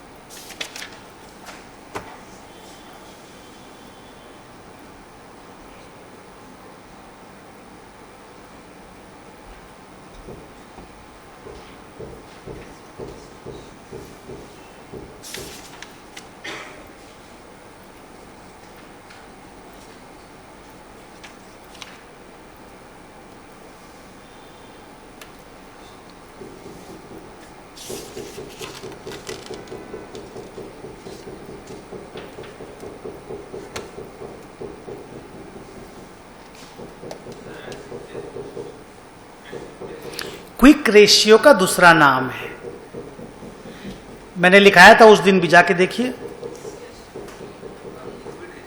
हाँ, लिक्विड भी नाम उसी का है, एसिड टेस्ट भी उसी का नाम है। अच्छा, एसिड टेस्ट नाम नहीं लिखाया था उस दिन?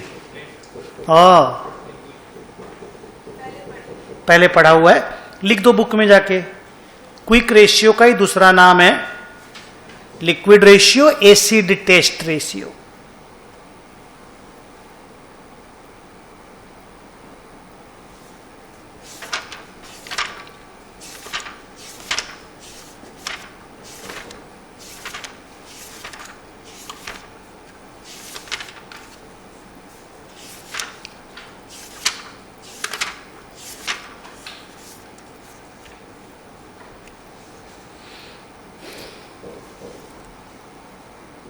सब ठीक ठाक? बैलेंस शीट को देखिए, लाइबिलिटी साइड दाहिना में है, असेट साइड लेफ्ट में है। अपने को कंप्लीट करना है। हाँ, ट्रेडिंग पीएल बनाने नहीं बोला है, ओनली बैलेंस शीट कंप्लीट करने बोला है। क्वेश्चन मार्क देखिए कितना है,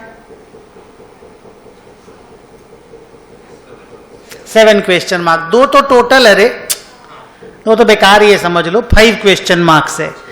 लाइबिलिटी साइड जो दाहिना तरफ में है उसमें एक नाम है, देखो दिखाई दे रहा है, कॉमन स्टॉक। उसके नीचे देखो रिटेन्ड अर्निंग्स, उसके ऊपर देखो लॉन्ग टर्म डेट, और उसके ऊपर देखो नोट्स एंड पेएबल्स। क्या उससे गेस कर सकते हो कॉमन स्टॉक क्या हो सकता है? लॉन्ग टर्म डेट लोन हो गया, loan. Notes and payables current liability हो गया, current liability. Retained earning reserves and surplus हो गया। तो कॉमन स्टॉक क्या हो सकता है? यस, इक्विटी शेयर कैपिटल का दूसरा नाम है। सर ये सब नाम हम लोग को नहीं मालूम। अरे तो क्लास कर तो रहे हैं, धीरे धीरे सब मालूम चलता जाएगा। Common stock is the other name of equity share का। और गेस नहीं हो सकता है, देखिए। और होगा क्या एक कंपनी के बैलेंस शीट में यार? स्टॉक मार्केट नहीं बोलते हैं शेयर मार्केट को, बोलते हैं ना स्टॉक मार्केट, तो शेयर को ही स्टॉक बोलते हैं।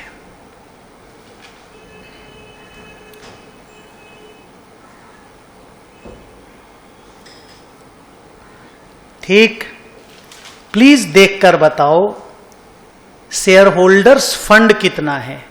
और ये यहां पर देख के, ये देखो यहां पर, हां, अपना टाइम लेके।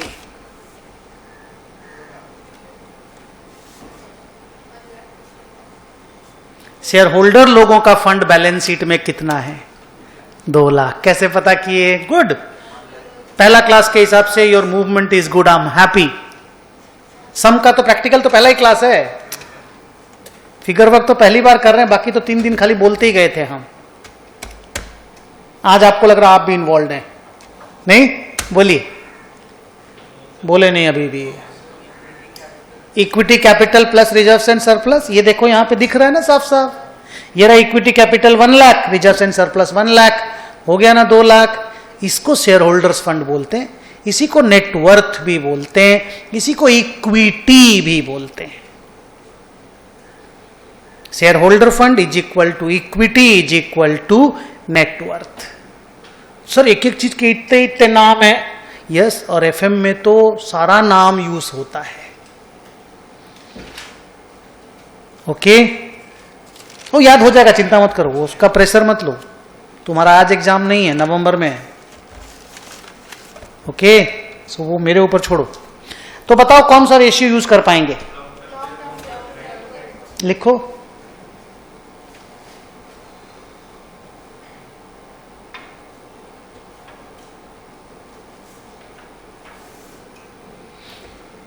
इसको डेट इक्विटी भी बोलते हैं। Long term debt to net worth को डेट इक्विटी रेशियो भी बोलते हैं। बाहर वाला का कितना पैसा और घर वाला का कितना पैसा है बिजनेस में,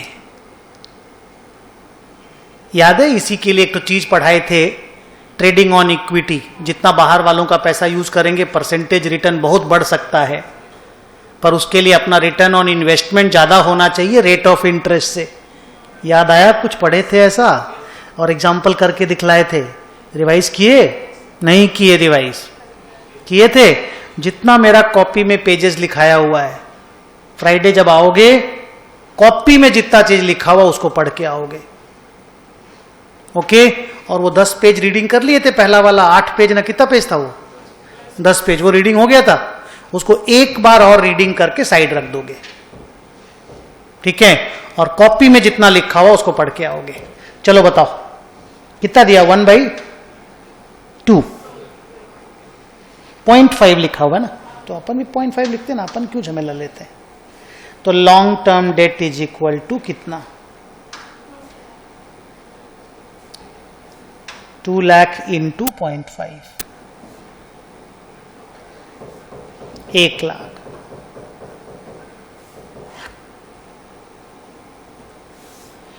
तो बैलेंस शीट का लायबिलिटी साइड तो कंप्लीट हो गया। Isn't it so? Good. तो टोटल लायबिलिटी साइड कितना है? 4 लाख। असेट साइड का टोटल भी फिर 4 लाख होगा। अब अपन को खाली असेट साइड पे फोकस है। अगला रेशियो क्या यूज करोगे? टर्नओवर है अपने। अच्छा, टोटल असेट तो मिल ही गया है, तो वहां से टर्नओवर आ जाएगा, है ना? लिखो टोटल असेट टर्नओवर।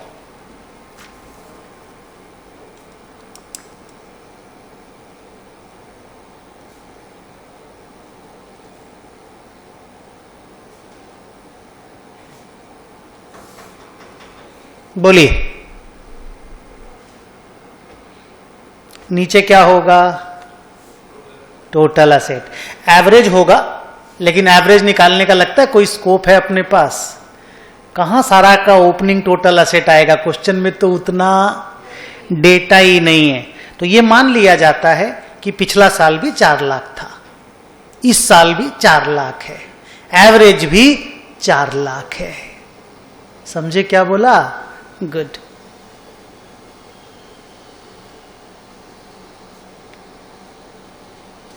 ऊपर क्या लेगा बताओ?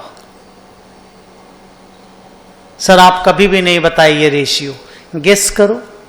सेल्स, क्योंकि टोटल असेट है ना। इन्वेंट्री था तो सीओजीएस लिए थे, डेटर होता तो क्रेडिट सेल लेते, क्रेडिटर होता तो क्रेडिट परचेज लेते, पर टोटल असेट तो पूरी कंपनी का असेट हो गया, तो ऊपर भी पूरा सेल लेना चाहिए।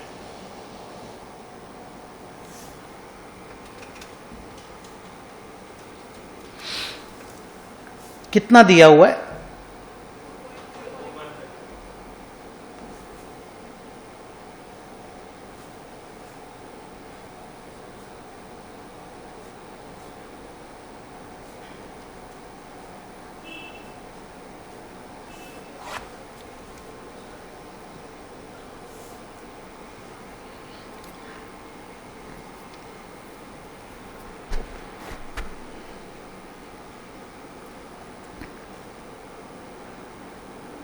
नेक्स्ट क्या यूज कर पाएंगे?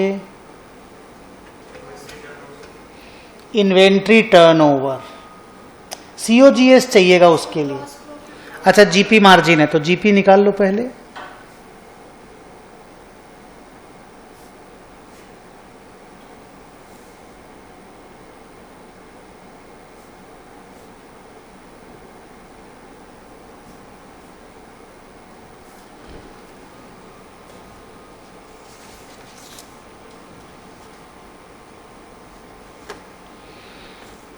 बोलिए।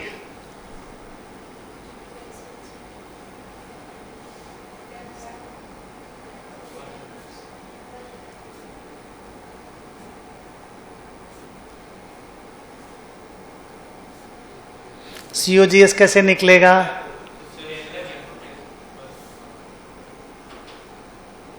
सीओजीएस कैसे निकालेंगे? तो अब देखो, आज की क्लास में 2 times sale minus GP is equal to COGS निकालना पड़ा तुम्हें, तो अगले बार में ये सब फिंगर पे तुरंत नहीं आ जाएगा। अभी सेकेंड टाइम लिखते वक्त ही आप कितने कॉन्फिडेंट थे, तो इसीलिए बोलते 4-5 क्लास लगता है, फिर वो कॉन्फिडेंस आने लग जाता है। और जितना रेशियो आज बोले 16 रेशियो, 2-3 दिन लगातार देखना है बोले आपको, जब जब टाइम मिले। आप बाकी क्लासेस का होमवर्क पे फोकस करना, हम होमवर्क अभी नहीं देंगे, लेकिन जितना बोल रहे खाली पढ़ते रहना उसको। बोलो कितना हुआ?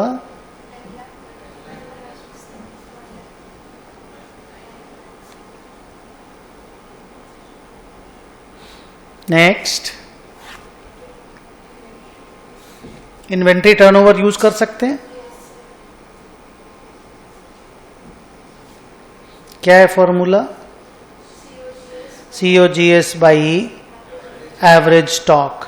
और अगेन यहां पे भी एवरेज स्टॉक निकालने का चांस नहीं है, कुछ दिया ही नहीं है क्वेश्चन पेपर में। आप देखिए इसके तुरंत बाद क्विक रेशियो आने लग जाएगा।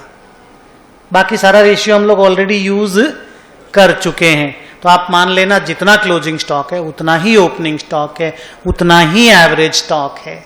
ये कॉमन एजम्पशन है। If nothing is given, opening equal to closing equal to average. Hello, और ये लिखना का जरूरत भी नहीं है एजम्पशन में। बोलो।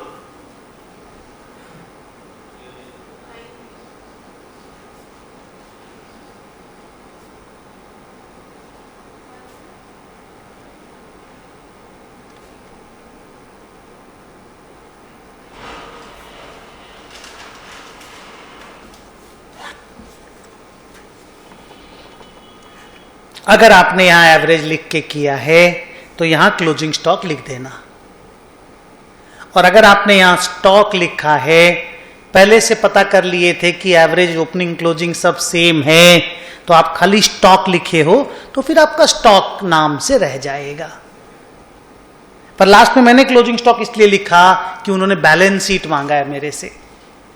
अब देखो असेट साइड में मेरे को क्या क्या डेटा मिल गया बताओ। सर खाली एक ही डेटा मिला है, इन्वेंटरी। अभी और 3 डेटा चाहिए, लेकिन एक चीज क्लियर है, 2 डेटा भी अगर आ जाएगा तीसरा वाला आ जाएगा। बोलो क्यों? टोटल हम लोगों को मालूम है। तो देखो क्या निकाल सकते हैं।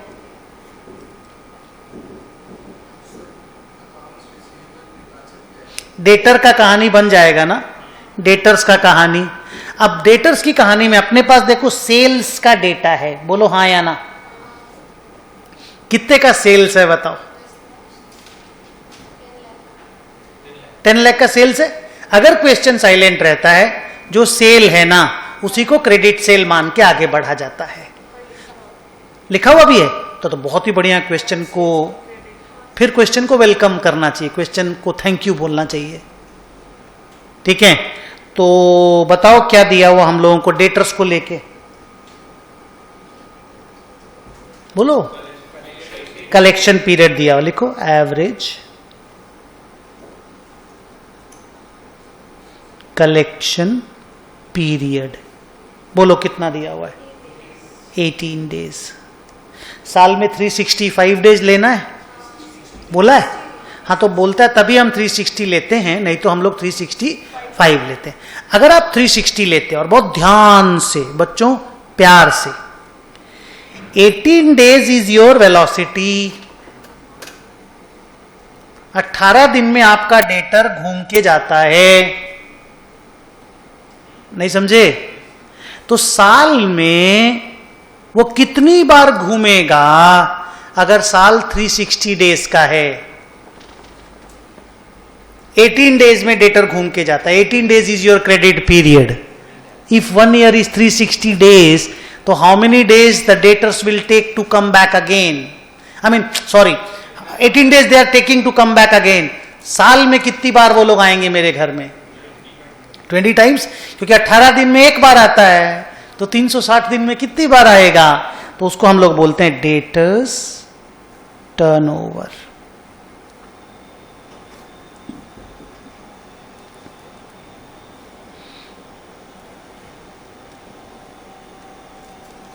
अब तुम इसको कनेक्शन को थोड़ी देर नोटिस करो, 18 डेज को और 20 टाइम्स को। अगर टाइम्स दिया रहता तुम डेज फट से निकाल लेते, अगर डेज दिया है तो तुम टाइम्स भी निकाल लोगे। बोलो हाँ या ना? अरे ये देने से भी 360 से डिवाइड करो 18 आ जाएगा, 18 देने से भी 360 से डिवाइड करो 20 आ जाएगा।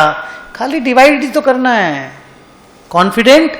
अब डेटर्स टर्नओवर का फॉर्मूला बताओ। कोई भी टर्नओवर का फॉर्मूला में जिसका टर्नओवर होता है वो नीचे होता है, तो ऊपर कौन होगा? Credit sales by debtors is equal to 20 times.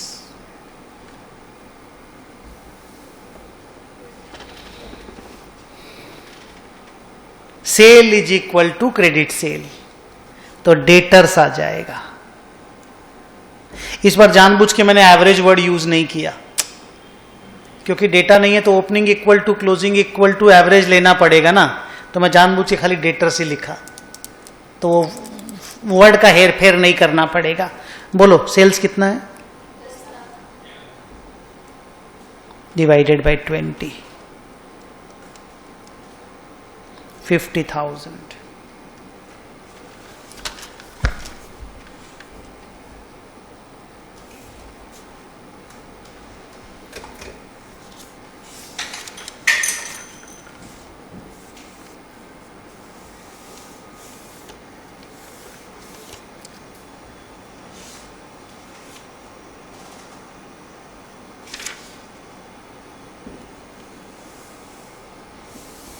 Tell me, are you okay?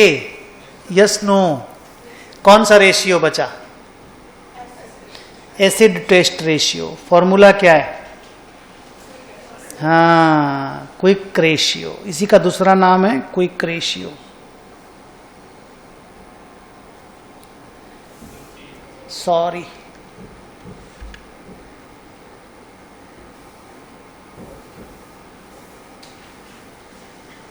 बोलिए क्या डिवाइडेड बाई क्या?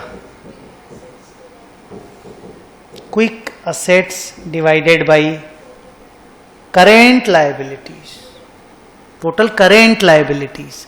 जाओ रेशियो बुक में देख के दिखाओ हमको कहां लिखा हुआ है।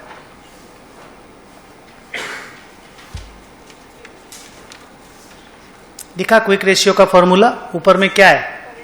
Current asset minus stock. इस क्वेश्चन में क्या क्या नाम से करेंट असेट है? इस क्वेश्चन में क्या क्या नाम से करेंट असेट है? कैश है, डेटर है और स्टॉक है। स्टॉक अगर हटा देंगे तो खाली कैश और डेटर बचेगा। कैश और डेटर दो ही हमारे क्विक असेट हैं। बोलो हाँ, सिर्फ दो ही हमारे क्विक असेट हैं। एक पता है, थोड़ी देर बाद दूसरा पता चल जाएगा। इस क्वेश्चन का करेंट लायबिलिटी पता करो। इस क्वेश्चन में एक ही करेंट लायबिलिटी है। लायबिलिटी साइड में जाओ, नोट्स एंड पेबल्स, क्योंकि नीचे तो लॉन्ग टर्म डेट है, वो तो करेंट हुआ नहीं, उसके नीचे इक्विटी है। तो करेंट लायबिलिटी एक ही अमाउंट है, 1 लाख। ये रेशियो कितना दिया बोलो? 1। अब मैं ऊपर में क्या लिख सकता हूं? कैश प्लस बोलो डेटर्स डिवाइडेड बाय, नीचे में अमाउंट लिख सकता हूं, बोलो 1 लाख इज इक्वल टू 1।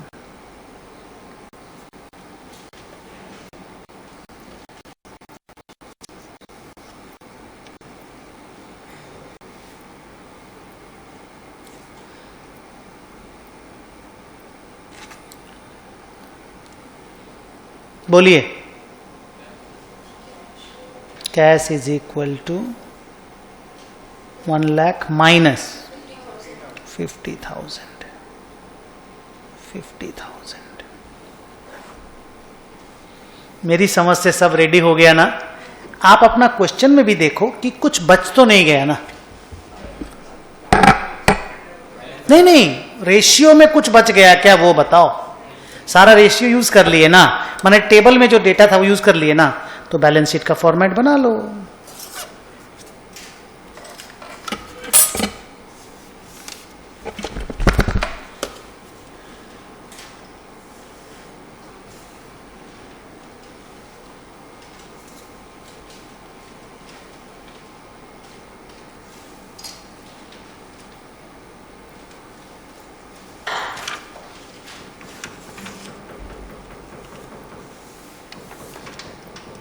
बोलिए कैश।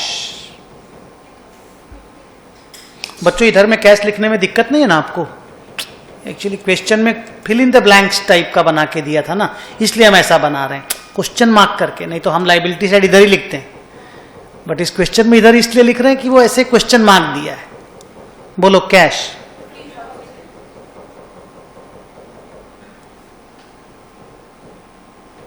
बोलो डेटर्स। नेक्स्ट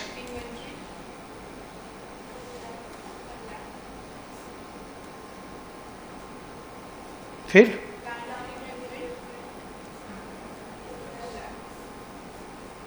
दो होगा ना ये?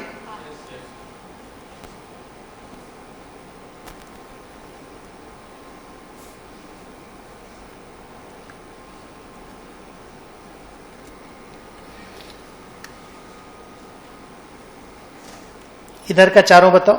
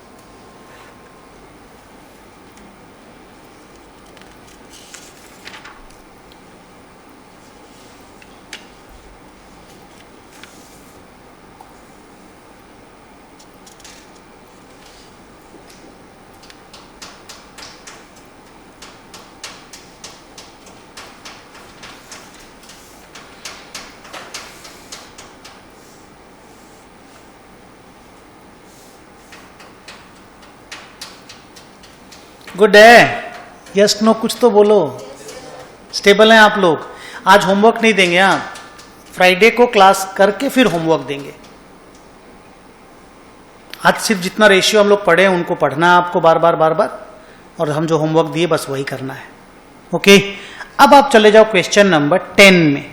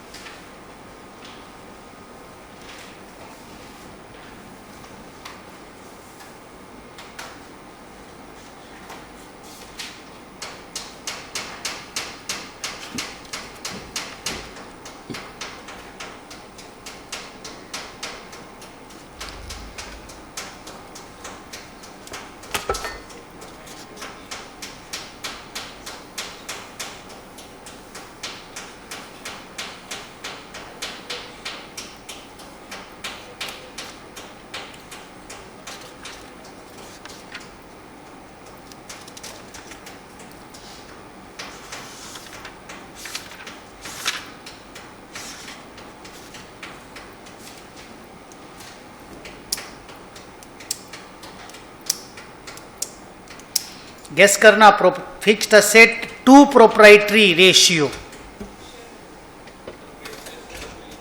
यस, सोचना थोड़ी देर, मैं कुछ नहीं बोलूंगा। प्रोप्राइटरी, प्रोप्राइटर, ये लो यहां पे, यहीं पे देखो, यहीं पे कौन फिक्स्ड असेट है, यहां पे इसी सम में देखो, यहां पे देखो कौन फिक्स्ड असेट है कौन प्रोप्राइटरी है। बोलो फिक्स्ड असेट कौन है? Plant and equipment. तो ये हो गया अपना फिक्स्ड असेट। प्रोप्राइटर्स कौन है? गुड, ये हो गया proprietors fund, share holders fund. Proprietary में कैपिटल जिसको बोलते हो प्रोप्राइटर्स में, जिसमें प्रॉफिट भी ऐड हो जाता है, दैट इज प्रोप्राइटरी रेशियो। फिर से बोलो। हाँ, 2 लाख, ये दोनों। तो 2 lakh by 2 lakh, 1 is the fixed asset to proprietary ratio. इसको और अच्छा से बोलना चाहिए था, fixed asset to proprietors fund ratio.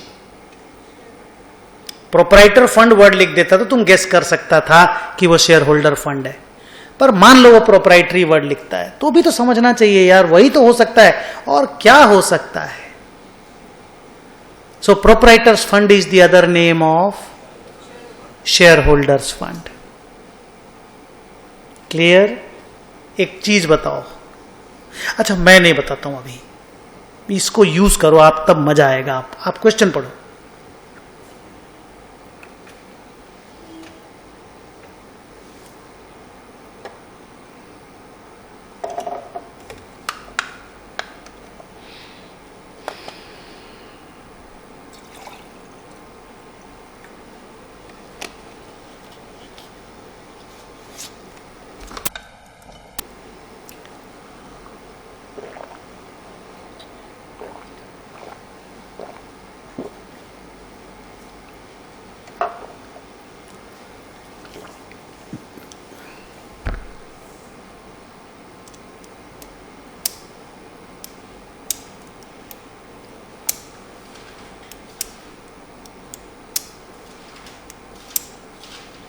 बोलो हाँ, कर लिए?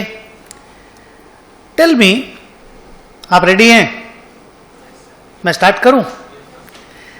वर्किंग कैपिटल का अमाउंट दिया हुआ है, बैंक ओवरड्राफ्ट का एक करंट लायबिलिटी का अमाउंट दिया हुआ है, fixed asset to proprietor fund दिया हुआ, रिजर्व्स एंड सरप्लस लिखा हुआ है, करंट रेशियो क्विक रेशियो दिया हुआ है, और बोला बैलेंस शीट बनाना है, और बोला ये अजम्पशन ले सकते हो, बोलो क्या, कि कोई लॉन्ग टर्म डेट नहीं है।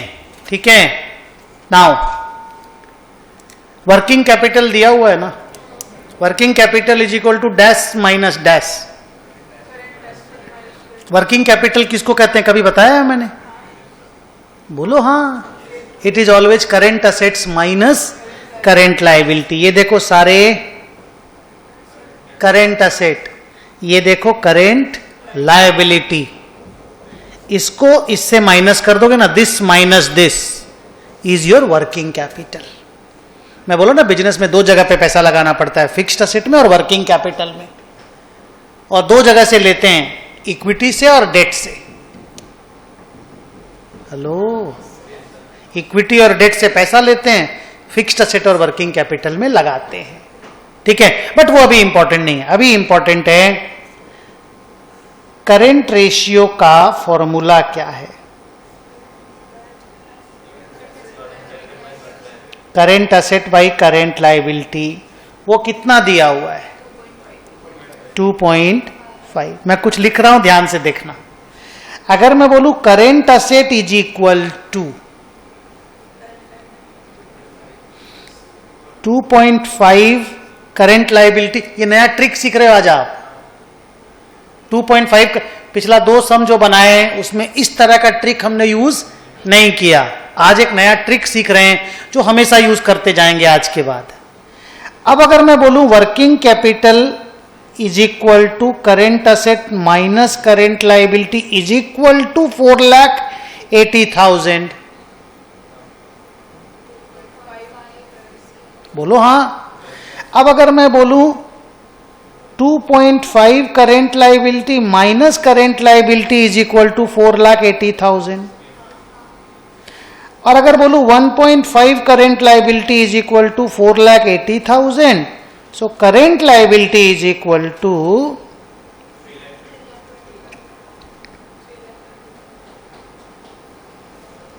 ओ सर एक्स वाला फंडा, करेंट लायबिलिटी को एक्स ले लिए तो करेंट असेट 2.5x आ गया। अरे जैसे वो 2.5x आया तो वर्किंग कैपिटल 1.5x हो गया। 2.5x current asset, 1x current liability, 1.5x हो गया, तो x निकल के आ गया। और करेंट असेट कितना है ये भी बता दो। 2.5 इन नहीं, यहाँ 2.5 into CL which is 2.5 into 3,20,000 which is equal to 8 lakhs। ये तरीका पल्ले पड़ा, समझ में आया, इसको अच्छे से कॉपी कर लो। CL वर्ड यूज नहीं करोगे, CA वर्ड यूज नहीं करोगे, पूरा पूरा लिखोगे।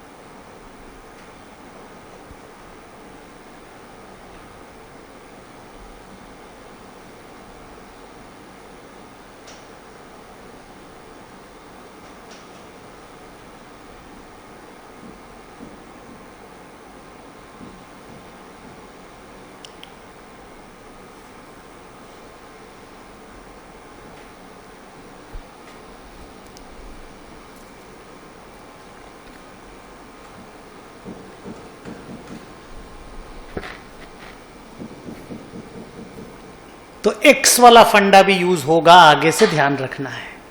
हम लोगों को मिसिंग फिगर निकाल के बैलेंस शीट पीएल कंप्लीट करना है।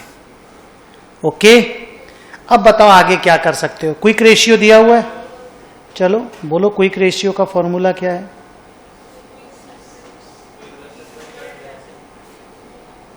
सॉरी,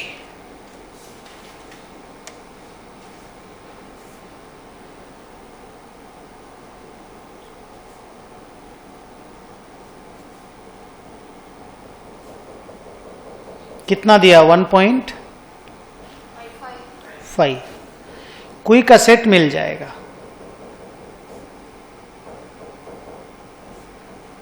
करेंट लायबिलिटी 3,20,000 आया था ना।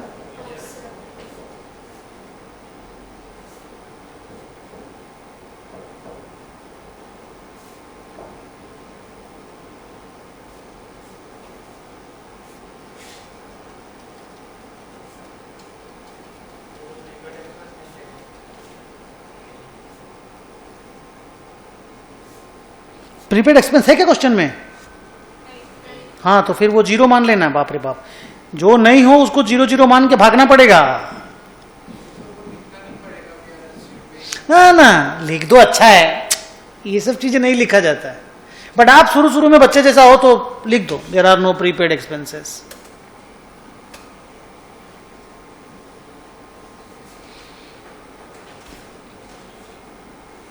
तो करेंट असेट 8 लाख था ना, और क्विक असेट 4,80,000 है, तो स्टॉक मेरा आया 3,20,000। तो एक चीज देखो, और 2 मिनट वेट कर लेना लिखने के बाद। करेंट रेशियो, क्विक रेशियो और वर्किंग कैपिटल होने से, बोलो, current asset, current liability, stock निकल सकता है। करेंट रेशियो, क्विक रेशियो और वर्किंग कैपिटल के होने से हम लोग आधा बैलेंस शीट रेडी कर सकते हैं, ऑलमोस्ट आधा बैलेंस शीट। खाली बोलिए हाँ या ना। नेक्स्ट बोलिए आप क्या कर सकते हैं। सर अब एक ही रेशियो बचा सर। एक तो रिजर्व एंड सरप्लस का अमाउंट दे दिया है, बैंक ओवरड्राफ्ट का अमाउंट दे दिया है, तो बैंक ओवरड्राफ्ट करेंट लायबिलिटी का हिस्सा है। हम लोग का टोटल करेंट लायबिलिटी आया है, देख के बोलो कितना, 3,20,000। ओवरड्राफ्ट 80,000 है, तो अदर करेंट लायबिलिटी 2,40,000 हो जाएगा माइनस करके, वो कर लेंगे। करेंट असेट में हम लोग का स्टॉक 3,20,000 आया है, टोटल करेंट असेट 8 लाख है, तो एक बार अदर करेंट असेट 4,80,000 मान लेंगे, बाकी डेटर फेटर मिलेगा तो देख लेंगे। करेक्ट। अभी बताओ फिक्स्ड असेट टू, हाँ, प्रोप्राइटरी रेशियो कितना दिया हुआ है? 0.75। फॉर्मूला क्या होगा? Fixed asset divided by share holders fund, this is equal to 0.75।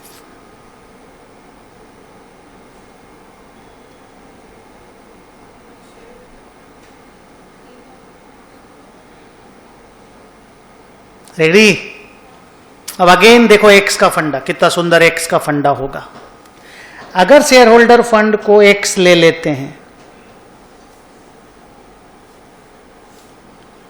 तो फिक्स्ड असेट कितना हो जाएगा? 0.75 एक्स। ये लायबिलिटी साइड का आइटम है और ये असेट साइड का आइटम है, खाली हाँ बोल दो। कुछ असेट लायबिलिटी अलग से इसके अलावा भी हमको दिया हुआ है, और ये शेयर होल्डर फंड है, इसमें कैपिटल, रिजर्व, सरप्लस सब है। तो मुझे बताओ dash plus dash is equal to dash plus dash, balance sheet equate करना है। ये लो एक बैलेंस शीट, इसको इक्वेट करो। ये लो छोटा सा, ये शेयर होल्डर फंड हो गया, ये लायबिलिटी हो गया, क्योंकि लॉन्ग टर्म डेट नहीं है तो ये करेंट लायबिलिटी है। तो share holder fund plus liability equal to fixed asset plus current asset, हाँ बोल दो। और हम लोग के पास सब है आज के दिन, तो क्या हम ऐसे लिख सकते हैं कि fixed asset plus current asset is equal to share holders fund plus current liability? हम लोग तो ऐसा भी लिखते हैं कि फिक्स, बोलूं, हम लोग तो ऐसा भी बोलते हैं share holder fund is equal to fixed asset plus working capital, अगर डेट नहीं है तो।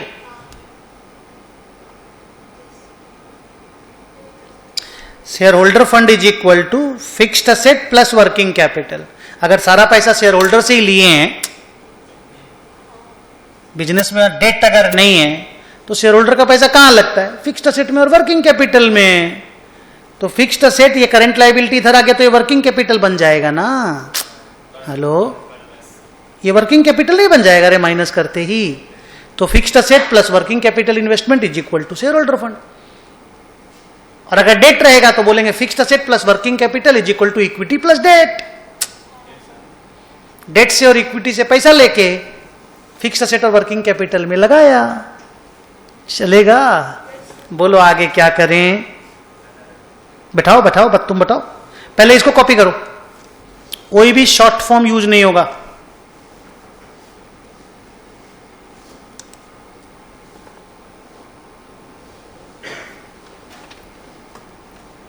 नया बुक जब तक नहीं आया था ना, तब हम लोग क्विक रेशियो का एक दूसरा रेशियो यूज करते थे, यही सम का आंसर अलग आता था।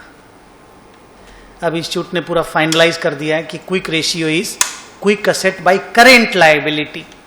पहले quick asset by quick liability भी चलता था।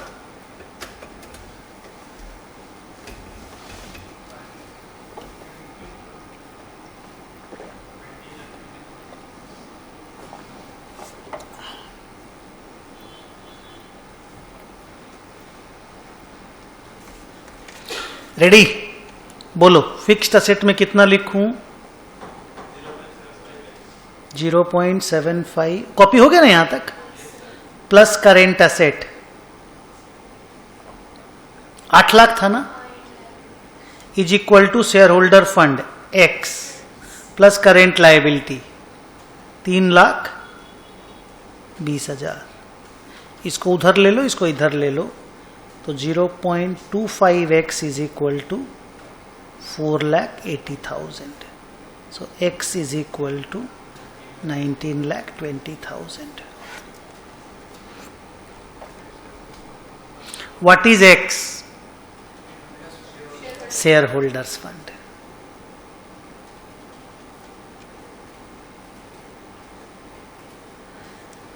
बहुत सोच समझ के बताना।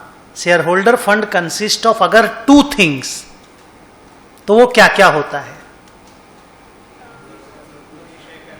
कैपिटल और रिजर्व सरप्लस। बोलो हाँ, अपने सम में रिजर्व सरप्लस दिया हुआ है। कितना दिया हुआ है? 3,20,000। तो इसका मतलब कैपिटल 16 लाख होगा कि नहीं? सोचो। चाहो तो शेयर होल्डर फंड का फोटो देखो, यहां पे जो हम बैलेंस शीट दिए हैं ये वाला, ये बहुत काम आएगा आपको। जब भी डाउट होगा इसको देख लेना। ये रहा कैपिटल प्लस रिजर्व सरप्लस, ये रहा शेयर होल्डर फंड, है ना? तो बताओ यहां क्या करूं? Equity share capital is equal to 19,20,000। हाँ चलो लिख देते हैं, share holder fund minus reserves and surplus.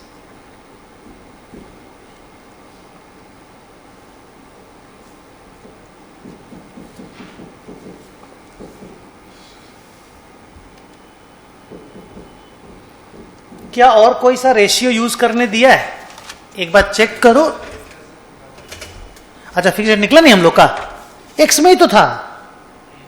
अच्छा 0.75x मल्टीप्लाई करना बच गया क्या? तो लिख लो fixed asset is equal to 0.75 into 19,20,000।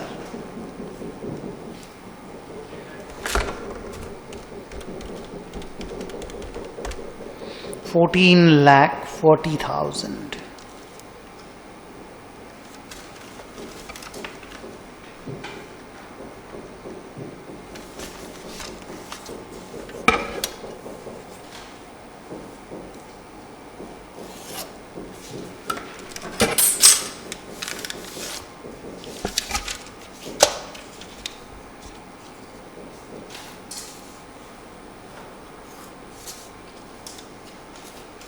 एक बार चेक कर लो कि हम लोगों ने कुछ यूज करना स्किप तो नहीं कर दिया ना। All information have been used properly. Just check. Working capital, overdraft, asset सब यूज हो गया। छोटा सा तो है।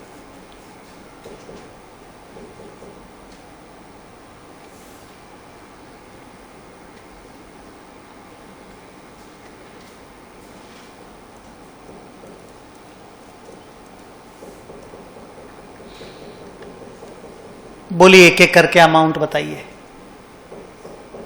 शेयर होल्डर्स फंड लिखेंगे यहां पे। पहला अमाउंट नाम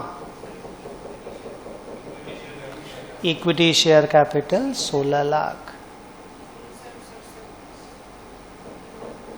reserves and surplus 3,20,000। Format ready करो।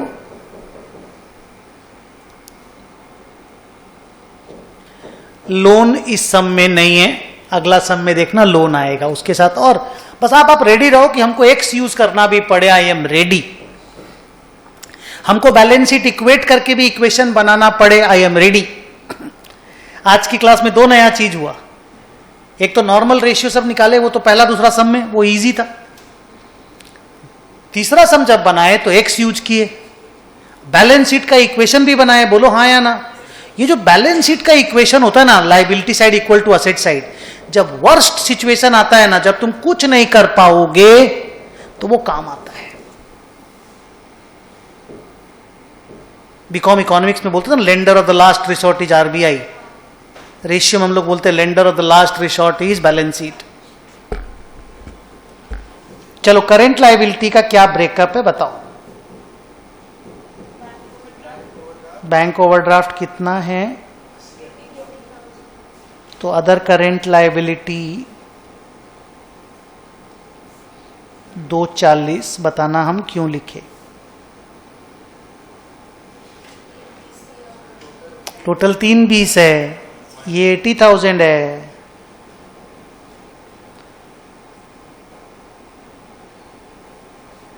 देख लो एक बार ठीक से, और ये सब 1-2 दिन के अंदर ठीक से देखना, 2-3 दिन लगेगा, कॉन्फिडेंस आ जाएगा। सैटरडे की क्लास के बाद जब निकलोगे ना रेशियो में, फुल कॉन्फिडेंट रहोगे। असेट्स में क्या क्या है अपने पास बोलो। कितना फिक्स्ड असेट दिया हुआ है?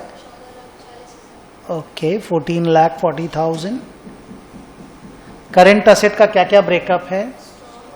स्टॉक है अपने पास कितना? और कुछ भी नहीं है ना, अदर करेंट असेट लिख देते हैं।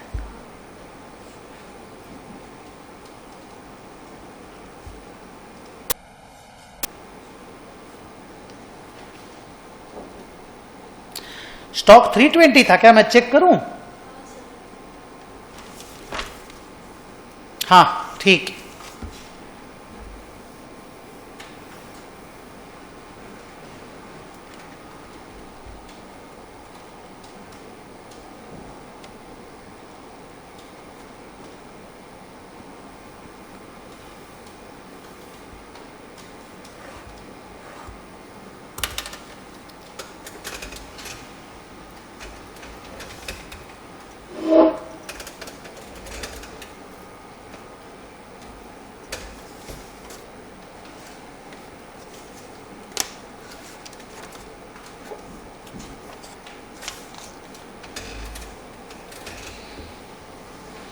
बना बैलेंस शीट पूरा अच्छे से। 3 सम बनाया हम लोगों ने।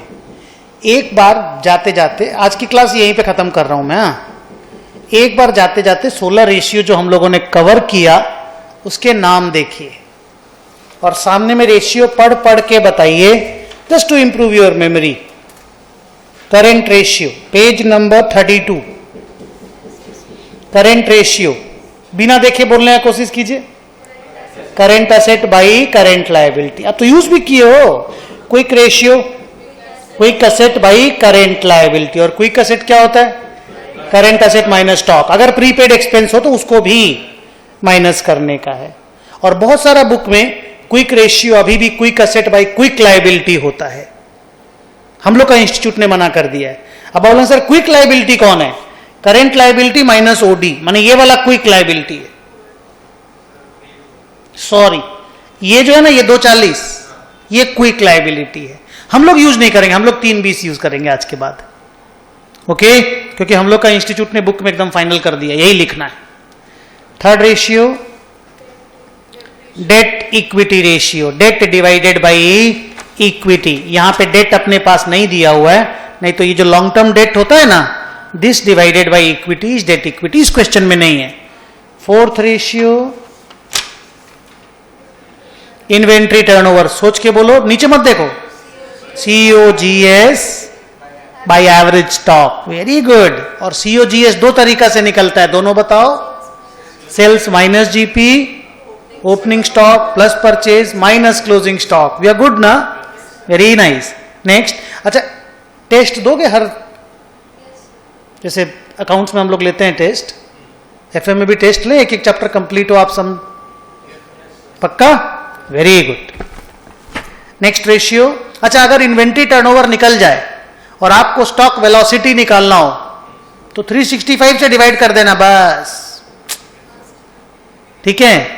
नेक्स्ट, डेटर्स टर्नओवर, बिना देखे बोलो, credit sales divided by average debtors, और जैसे ही टर्नओवर निकल जाएगा वेलोसिटी फट से आ जाएगा।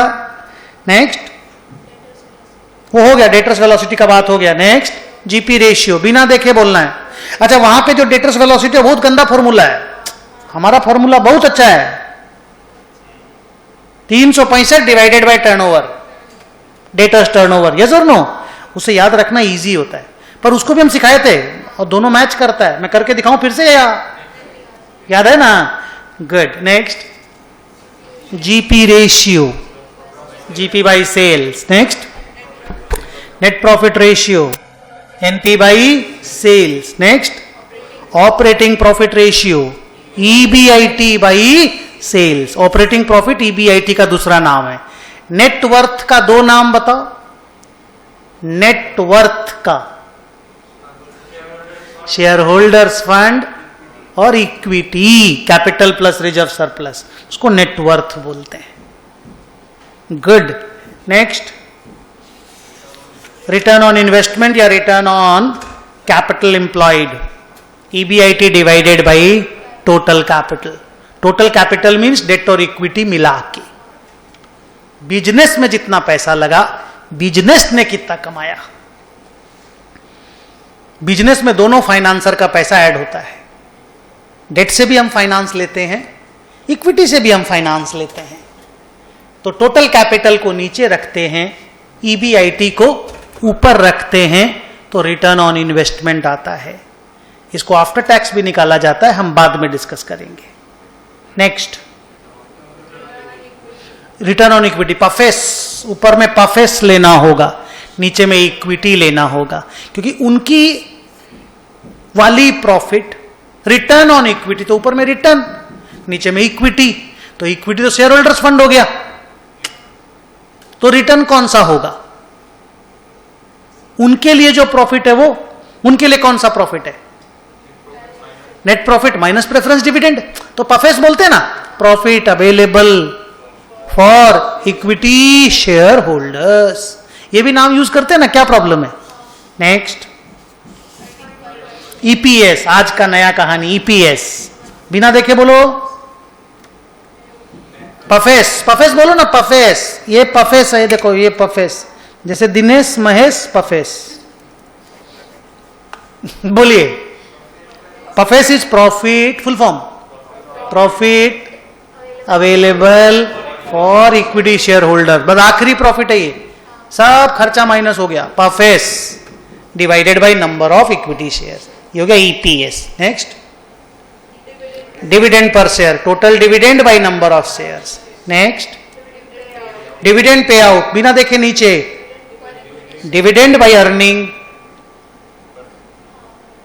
Dividend per share by earning per share, उसी को तो पे आउट बोलते हैं ना, कितना कमा के कितना परसेंट हम दे रहे हैं, so dividend by earning. Next, price earning, price by earning, MPS is price, market price पर शेयर, और earning per share, price earning.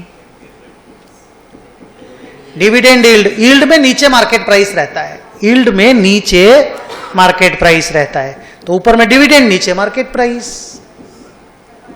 Earning yield, yield में नीचे मार्केट प्राइस रहता है, ऊपर में अर्निंग, अर्निंग बने ईपीएस। गुड, ये पर शेयर का निकल रहा है सब। नेक्स्ट, बस, तो एक बार रिवाइज भी मार दिए, 3 सम बनाए, थोड़ा सा तो अच्छा फील हो रहा होगा कल के कंपैरिजन में, श्योर है अपन? गुड, जो रिवीजन करने बोले हैं वो ठीक है, तो कोई होमवर्क नहीं है, फ्राइडे से होमवर्क मिलेगा। चलो। हाँ हाँ, जिसका भी करना है, इसका खींच लेना चाहिए तुम लोगों को, ये वाला, ये पूरा कॉपी कर लो। हम तो बोलेंगे फोटो खींच लो, कोई दिक्कत नहीं, घर में जाके कॉपी कर लेना, और अभी कॉपी करना है तो कॉपी कर लो, कॉपी कर लो ना, इसको देखने में बहुत मजा आएगा आपको, और जितना बार देखोगे ना उतना चीज आपको याद रहेगा।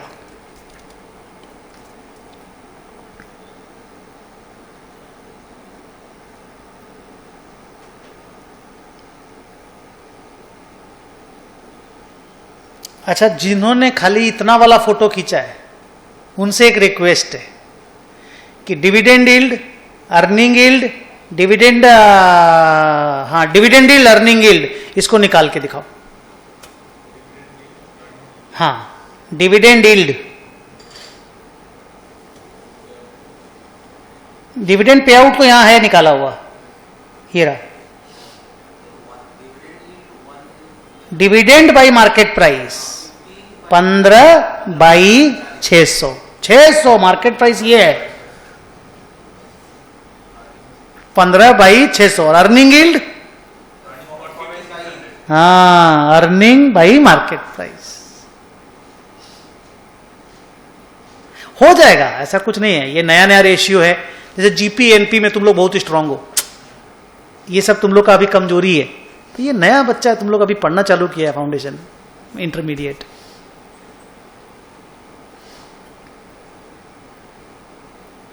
पहला पेज कॉपी हो गया, इसको भी कॉपी कर लो, चलो।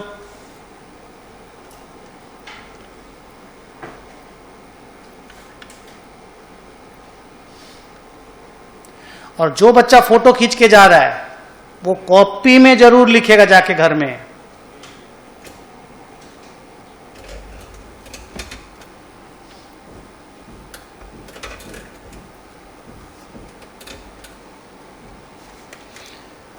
चलो आज की क्लास खत्म करते हैं, नेक्स्ट डे मिलते हैं, फ्राइडे 11 बजे।